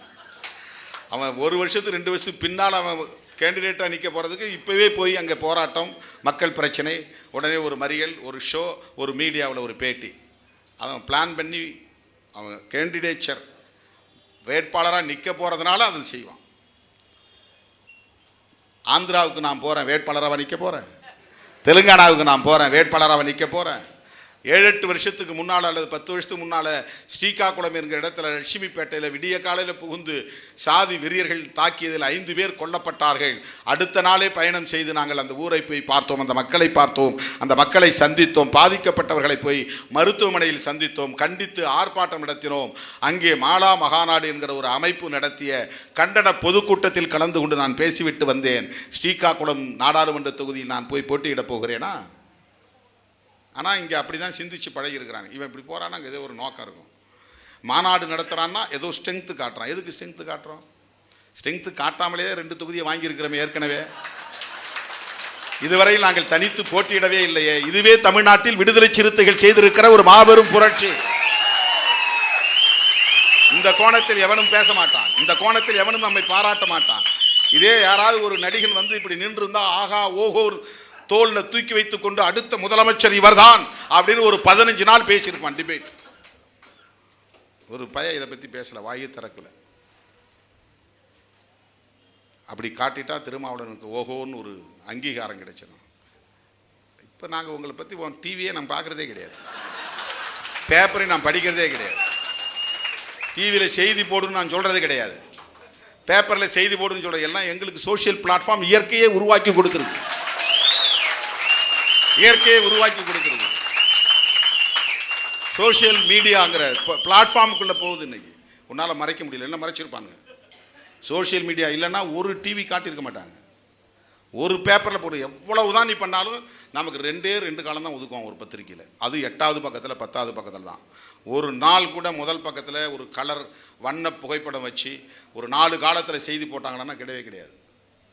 ஒவ்வொரு பத்திரிகையிலும் 8 காலம் இருக்கும். இந்த 8 காலத்தில் இதுவரையில் இந்த 25 ஆண்டு கால வெள்ளி விழா கொண்டாடிய நிலையிலும் கூட 2 நாடாளுமன்ற உறுப்பினர் 4 சட்டமன்ற உறுப்பினரை கொண்டிருக்கிற நிலையிலும் கூட நமக்கு இந்த கட்சி இந்த இதழ்கள் ஒதுக்குகிற அளவு 2 காலம் அல்லது 3 காலம், அதிகபட்சமான 3 காலம். முதல் பக்க செய்தி போட மாட்டான். ஏதாவது நீ கல்லெறிஞ்சி கண்ணாடி உடைச்சினா முதல் பக்க செய்தி. சிறுத்தைகள் வன்முறை வெறியாட்டம் போடுவான். இந்த மாநாட்டை எவ்வளவு பேர் திரண்டாங்கன்னு காட்டலை, அந்த விபத்து நடந்து தான் பெருசாக போட்டாங்க. இந்த தம்பிங்க இறந்தது. 1 மணி வரையிலும் மாநாடு முடிஞ்சிச்சா சொல்லி கேட்கல, வந்துக்கிட்டே இருந்தாங்க திடலுக்கு. 55 கிலோமீட்டர் இந்த பக்கம் வலது பக்கத்தில் 20 கிலோமீட்டர் சமயபுரம் வரையிலும், இந்த பக்கம் பெரம்பலூர் இடது பக்கத்தில் 35 கிலோமீட்டர் 55 கிலோமீட்டர் ஆயிரக்கணக்கான வண்டிகள் தேங்கி நின்றன. சாலை முழுக்க விடுதலை சிறுத்தைகளின் கட்டுப்பாட்டிலே இருந்தது. அந்த வண்டிகளில் இருந்து இறங்காதவர்களின் எண்ணிக்கையே பல லட்சம் பேர். வண்டியிலிருந்து நிறைய பெண்கள் இறங்கல. அந்த வண்டியிலிருந்து இறங்காத மக்கள் ஆண்டா இனிமேல் அங்கே போக முடியாது, போயிலாம் அண்ணன் பேச்சை கேட்க முடியாது அப்படின்னா எல்லாம் ஃபோனை வச்சுக்கிட்டே பார்த்துட்டு இருக்கிறான். எல்லாம் லைவில் ஓடுது, வெளிச்சம் டிவி ஃபேஸ்புக்கில் போகுது. இந்த திரட்சி கொள்கை சார்ந்து உருவான திரட்சி. அருமை தோழர்களே, எல்லா இருட்டடிப்புகளையும் தாண்டி, எல்லா அவமதிப்புகளையும் தாண்டி, எல்லா ஒதுக்குமுறைகள் ஒதுக்கி வைக்கிற ஒதுக்குதலையும் தாண்டி 25 ஆண்டு காலமாக ஒரு மாபெரும் சக்தியாக தாக்கு பிடித்து நிற்கிற இயக்கம் விடுதலை சிறுத்தைகள் கட்சி. ஜனநாயகம் வெல்லும் என்பதை பிரகடனப்படுத்துவதற்கான ஒரு மாநாடு, இந்தியா கூட்டணியே வெல்லும் என்பதை சொல்லுவதற்கான ஒரு மாநாடு, பிஜேபியை எந்த காரணத்தை முன்னிட்டும் மீண்டும் ஆட்சி அதிகார பீடத்தில் அமர்த்தக்கூடாது, அவர்களை விரட்டி அடிக்க வேண்டும் என்று சொல்லுவதற்கான ஒரு மாநாடு. இந்த மாநாட்டினுடைய உள்ள முகப்பே எப்படி இருந்துச்சு? பழைய பாராளுமன்றம் 2 பக்கத்துலேயும் ரெக்க பறக்கிற மாதிரி இருந்துச்சு. அது என்னன்னா international memorial centre of doctor B.R. Ambedkar. அவர் வாழ்ந்த இடத்துல தான் அவர் மறைந்தார், டெல்லியில். அவர் இறந்த அந்த இடத்தை அரசாங்கம் இன்னைக்கு எடுத்து அங்கே வந்து ஒரு பெரிய சர்வதேச நினைவரங்கத்தை கட்டியிருக்கிறது, இன்டர்நேஷ்னல் மெமோரியல் சென்டர். அது என்னென்னா கான்ஸ்டிடியூஷன் புத்தகத்தை அப்படி திறந்து வைக்கிற மாதிரி பில்டிங் ஷேப், அந்த கட்டிடத்துடைய வடிவமைப்பு. கான்ஸ்டிடியூஷனுடைய டெரஸ் இருக்கு இல்லையா, மேலே மொட்டை மாடி, அந்த மொட்டை மாடியில் பிரியாம்பிள் இருக்குது. பல பேர் அதை பார்த்துருக்க மாட்டாங்க. அந்த மொட்டை மாடியில், அந்த கட்டிடத்தினுடைய மொட்டை மாடியில் பிரியாம்பிள் என்கிற முகப்புரை எழுதப்பட்டிருக்கு. We the people of India having solemnly resolved to constitute India into sovereign, secular, socialist, democratic republic அப்படிங்கிற அந்த முழு பிரியாம்பிளும் மேலே இருக்குது.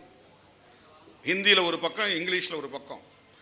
அந்த இன்டர்நேஷ்னல் மெமோரியல் சென்டர் தான் ரெண்டு பக்கமும். அந்த 3 வாயிலுக்கும் பெயர். நடுவில் இருக்கிறது சமத்துவ வாயில், அந்த பக்கம் இருக்கிறது சகோதரத்துவ வாயில், இந்த பக்கம் இருக்கிறது சுதந்திர வாயில், லிபர்ட்டி, ஈக்குவாலிட்டி அண்ட் ஃப்ரெட்டர்னிட்டி. உள்ள நுழைஞ்ச உடனே அம்பேத்கர் கால் மேல் கால் போட்டு உட்கார்ந்துருக்க மாதிரி பிரியாம்பிள் ரெண்டு பக்கம். லட்சத்துக்கும் மேற்பட்ட நாற்காலிகள், 1200 அடி நீளம், 80 அடி அகலம். நம்ம ஸ்டேஜ் அந்த ஹால், அந்த இடம் நாற்காலி போட்டிருந்தது. 80 அடி இல்லை, 200 அடின்னு நினைக்கிறேன். 400 அடி, 400 அடி. ஏன்னா இந்த ஃபசாடு வந்து 400 அடி, 400 அடி அகலம், 1200 அடி நீளம். அது இல்லாமல் தனியாக விஐபி போகிற பாதை, அந்த பக்கம் வந்து பெண்கள் பயன்படுத்துவதற்கான டாய்லெட்ஸ் இதெல்லாம் வச்சுருந்தோம். 100 அடிக்கு ஒரு எலக்ட்ரிக் போஸ்ட். அந்த ஸ்டேஜ் புதிய பாராளுமன்றம், மேலே பிரியாம்பிள் ஆஃப் த கான்ஸ்டிடியூஷன். அந்த அந்த அந்த ஸ்டேஜின் மேலே பார்த்தீங்கன்னா பிரியாம்பிள் ஆஃப் த கான்ஸ்டிடியூஷன். 30 அடி உயரம், 180 அடி நீளம் உள்ள எல்இடி. அந்த மேடையில் இருந்ததில் எல்இடி, அந்த எல்இடி திரை, எல்இடி திரை. இதுக்கெல்லாம் கிட்டத்தட்ட 65 ஜென்ரேட்டர் ஓடிச்சு. கிட்டத்தட்ட 30,000 லிட்டர் டீசல் 2-3 நாள் ஓடி இருக்கு. ஜெனரேட்டர் மட்டும் 65 ஜெனரேட்டர். ஒவ்வொரு ஜெனரேட்டர்லையும் 125 கேவி கெப்பாசிட்டி. இந்த அரங்கம் நிறைந்தது. முன்னாள் முகப்புக்கு முன்னால் ஏதோ ஒரு திரைப்பட கதாநாயகன் நடித்த படத்தை பார்ப்பதை போல பல்லாயிரக்கணக்கானவர்கள் அமர்ந்து பார்த்தார்கள். நள்ளிரவு 12 மணிக்கு, நள்ளிரவு 12 மணிக்கு அமர்ந்து பார்த்தார்கள். 11:30 மணிக்கு அமர்ந்து பார்த்தார்கள். அதுவே ஒரு பெரிய மாநாடு போல இருந்தது. இந்த முகப்புக்கு முன்னால், ரோட்டுக்கும் பக்கத்தில், இந்த மெயின் ரோடுக்கும் முகப்புக்கு இடையில் மட்டுமே பல்லாயிரக்கணக்கானவர்கள் அமர்ந்து பார்த்தார்கள். அப்படி ஒரு வரலாற்று சிறப்பு வாய்ந்த மாநாடு. எல்லாம் கான்ஸ்டிடியூஷன் என்பதை மட்டுமே மையப்படுத்தியதாக இருந்தது. பார்லிமெண்ட், புதிய நாடாளுமன்றம் வடிவம், பழைய நாடாளுமன்ற வடிவம், கான்ஸ்டிடியூஷன் வடிவத்தை போன்ற புரட்சியாளர் அம்பேத்கரின் நினைவரங்கம், 60 அடி உயரத்தில் பெரியார் கட் அவுட், 60 அடி உயரத்தில் மார்க்ஸ் கட் அவுட், 60 அடி உயரத்தில் புரட்சியாளர் அம்பேத்கருடைய வெட்டுருவம். உள்ளே அரங்கத்தில் இந்த புறம் 20, இந்த புறம் 20 தலைவர்களின் வெட்டுருவங்கள், எல்லாம் 60 அடி உயரத்தில். இந்தியா கூட்டணி வெல்லும், ஜனநாயகம் வெல்லும், இந்திய அரசமைப்பு சட்டம் பாதுகாக்கப்படும் என்பதை மட்டுமே மையப்படுத்தி நடத்தப்பட்ட ஒரு மாபெரும் மாநாடு. அந்த மாநாட்டில் சுடரேந்தி வர வேண்டும் என்று நான் முதலில் எண்ணி இருந்தேன். எதிர்பாராத வகையிலே 10ஆம் தேதி நான் படுக்கையில் விட நேர்ந்து விட்டது. 26ஆம் தேதி மாநாடு, 10ஆம் தேதி எனக்கு 2ஆம் தேதி 3ஆம் தேதியே உடலில் லேசான காய்ச்சல் இருந்தது. காய்ச்சலோடு தான் நான் பல போராட்டங்களில் பங்கேற்றேன். எண்ணூரிலே நடந்த ஆர்ப்பாட்டத்திலும் கூட காய்ச்சலோடு தான் கலந்து கொண்டேன்.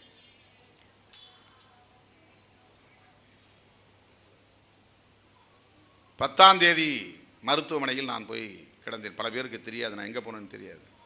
எதிர்பாராத விதமாக எனக்கு அம்மை வார்த்து விட்டது. உடம்பு முழுக்க கொப்புளங்கள், முகமெல்லாம் கொப்புளம், நெற்றியில் இன்றும் அந்த வடு இருக்கிறது, முதுகெல்லாம் கொப்பளம். அத்தோடு தோழர்களை தொடர்பு கொண்டு மாநாட்டு மேடை இப்படி இருக்க வேண்டும், மாநாட்டின் முகப்பு இப்படி இருக்க வேண்டும், இந்த வடிவம் அவர்கள் டிசைன் செய்து அனுப்ப அதை பார்த்து அதை திருத்தி சுடரேந்தி வர வேண்டும். திடீரென்று ஃபோன் பண்ணி பார்வேந்தன்ட்ட பேசினேன். நான் எடுத்துகிட்டு ஓடுறதா இருந்துச்சு, முடியல, உங்களால் செய்ய முடியுமா? 24ஆம் தேதி புறப்பட்டார் நினைக்கிறேன். அவர்கிட்ட 23ஆம் தேதி தான் நான் சொல்கிறேன்.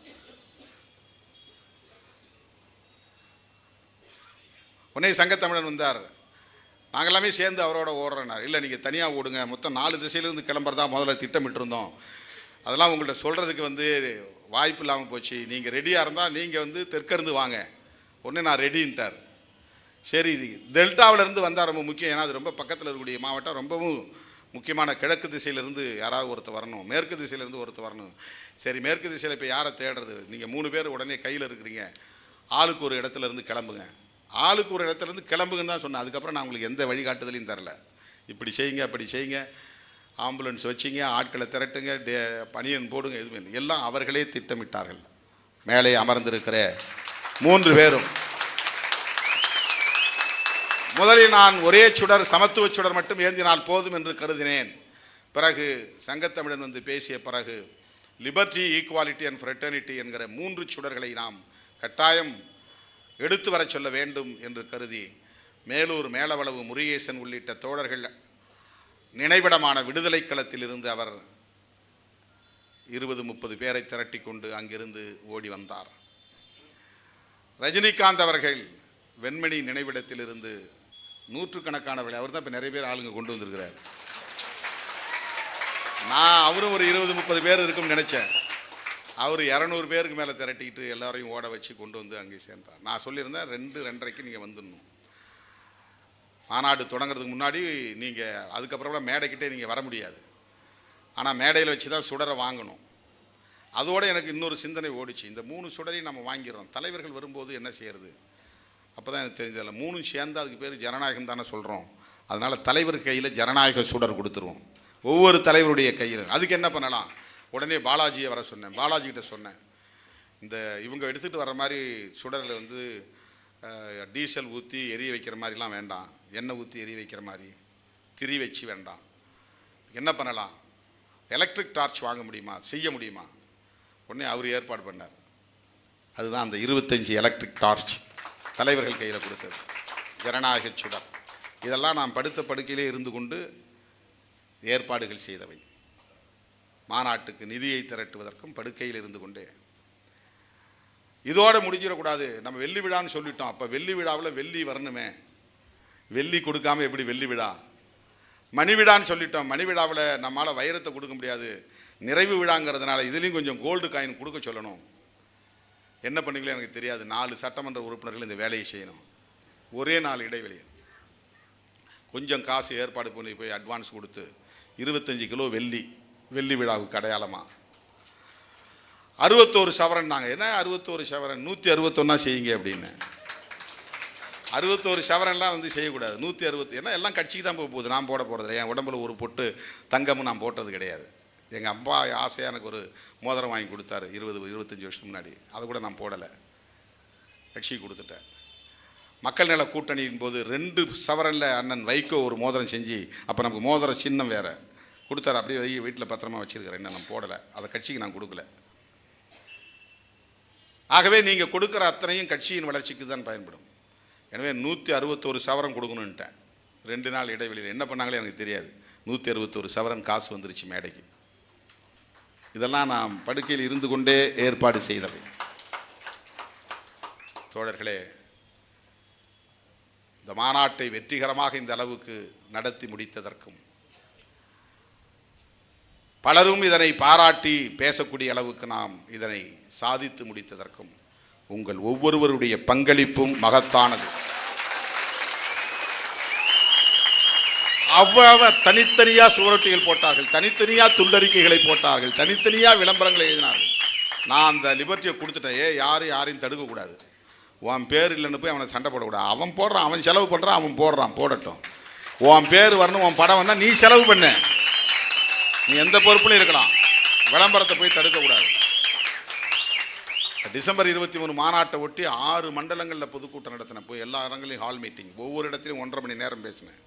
ஏன் இந்த மாநாட்டை நம்ம நடத்துகிறோம்னு. அங்கேயே தோழர்கள் நிதியும் தந்தார்கள், பொற்காசுகளும் தந்தார்கள். எல்லாம் திரட்டி இன்றைக்கு பாதுகாப்பாக வைத்திருக்கிறோம். அருமை தோழர்களே, இந்த மாநாட்டில் மாவட்ட செயலாளர்களை நாம் அனைத்து பொறுப்பாளர்களையும் பாராட்டுகிற வகையிலே பாராட்டி சான்றிதழ் வழங்கியதைப் போல இந்த சுடரேந்தி ஓரிரு நாள் இடைவெளியிலே இந்த ஏற்பாடுகளை செய்தது உள்ளபடியே பாராட்டுதலுக்குரியது. இந்த 3 பேரை மட்டும் பாராட்டலான்னு தான் முதல்ல நினச்சேன். அவங்களோட ஓடி வந்தவங்களை எப்படி நம்ம விட முடியும்? ஓடி பழக்கமில்லாத தோழர்கள் யாரும் மராத்தானில் ஓடி பழக்கப்பட்டவங்க இல்லை. அண்ணன் சொல்லிட்டார் ஓடும், தூக்கிட்டு ஓடும் வா வெண்மணியிலிருந்து. அப்படி ஓடி வந்த தம்பிகள் அனைவரையும் பாராட்ட வேண்டும் என்கிற அடிப்படையில் தான் இந்த ஏற்பாட்டை நாம் செய்திருக்கிறோம். நம்முடைய கொள்கை ஆசான்கள் புரட்சியாளர் அம்பேத்கர், தந்தை பெரியார், மாமேதை மார்க்ஸ் இவர்கள் அனைவரின் இலக்கும் டார்கெட், அதாவது அனைவரின் இலக்கும் சமத்துவம் தான். அவருடைய டார்கெட் சமத்துவம் தான்.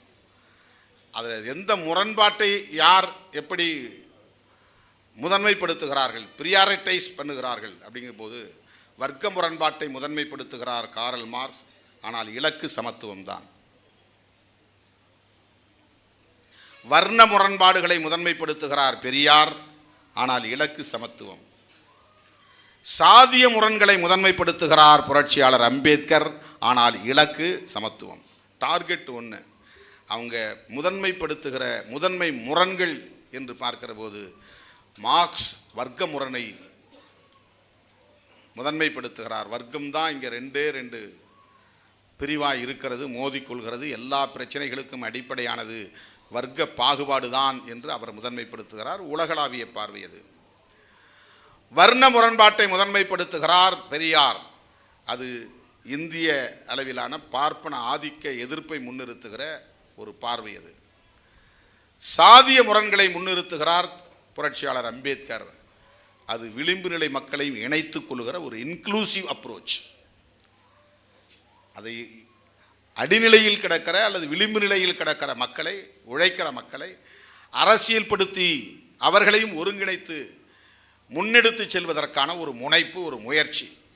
ஆக அவர்கள் முதன்மைப்படுத்துகிற முரண்பாடுகளில் வேறுபாடுகள் இருக்கின்றன. வர்க்க முரண்பாடு, வருண முரண்பாடு, சாதிய முரண்பாடு. ஆனால் இந்த 3 தலைவர்களின் இலக்கு, டார்கெட், அல்டிமேட் எய்ம், இறுதி லட்சியம் என்பது சமத்துவத்தை அடைவதுதான், ஈக்குவாலிட்டி என்பதுதான். இதை சொல்லுகிற ஒரு மாபெரும் மாநாடு தான் வெல்லும் ஜனநாயக மாநாடு. தேர்தல் நெருங்கிவிட்டது. நீங்கள் மாவட்டந்தோறும் இதை நேரலையில் பார்த்து கொண்டிருக்கிற பொறுப்பாளர்களுக்கு சொல்லுகிறேன், குறிப்பாக மாவட்ட செயலாளர்களுக்கு சொல்லுகிறேன், ஒரு மாவட்டத்திற்கு ஒரு கூட்டமாவது தீர்மான விளக்க பொதுக்கூட்டத்தை நடத்த வேண்டும். 104 மாவட்ட செயலாளர்களும் ஒரு மாவட்டத்திற்கு ஒரு பொதுக்கூட்டம் என்று வைத்தால் 144 பொதுக்கூட்டம் நடத்தப்பட வேண்டும். ஒவ்வொரு கூட்டத்திலும் அந்த 33 தீர்மானங்களையும் படிக்க வேண்டும். பேசுறது ஒரு புறம் இருந்தாலும், அதை விளக்கி சொல்லுவது ஒரு புறம் இருந்தாலும், அந்த தீர்மானங்களை படிக்க வேண்டும்.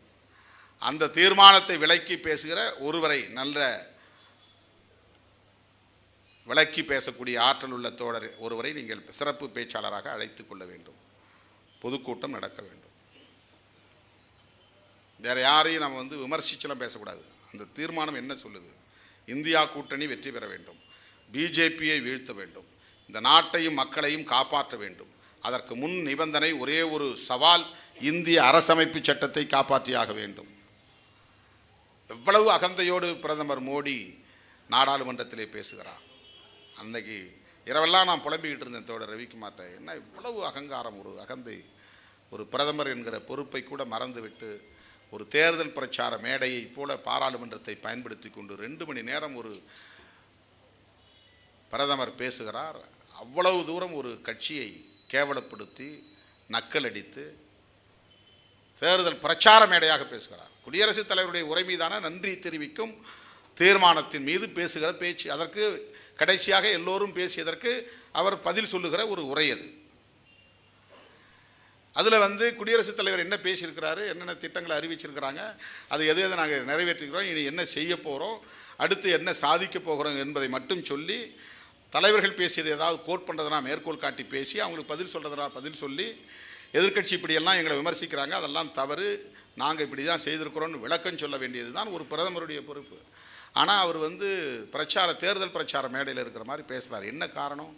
400 இடத்துல ஜெயிக்க போகிறோம், அதில் 370 இடம் பிஜேபி மட்டும் தனித்து நிற்கும், நீங்கள் எதிரணியிலே உட்காரதுன்னு முடிவு பண்ணிட்டீங்க, உங்களுக்கு வாழ்த்துக்கள், அடுத்து நீங்கள் ஒரு சாதனையை பண்ண போகிறீங்க, இதை விட உயரமான இடத்துல உட்கார போகிறீங்க, அது கேலரியில் உட்கார போகிறீங்க.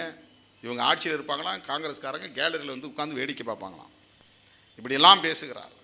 அதில் எதுவும் உருப்படியான ஒரு ஆக்கப்பூர்வமான அறிவிப்பு எதுவும் இல்லை, உரையே கிடையாது.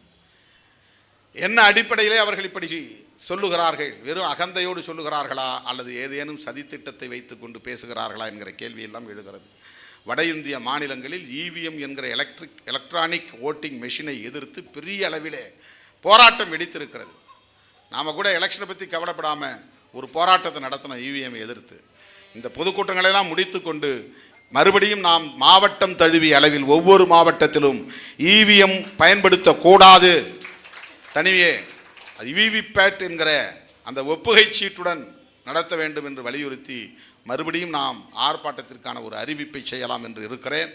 எனவே அருமை தோழர்களே, தேர்தல் களத்தை நோக்கி செல்வோம். நம்முடைய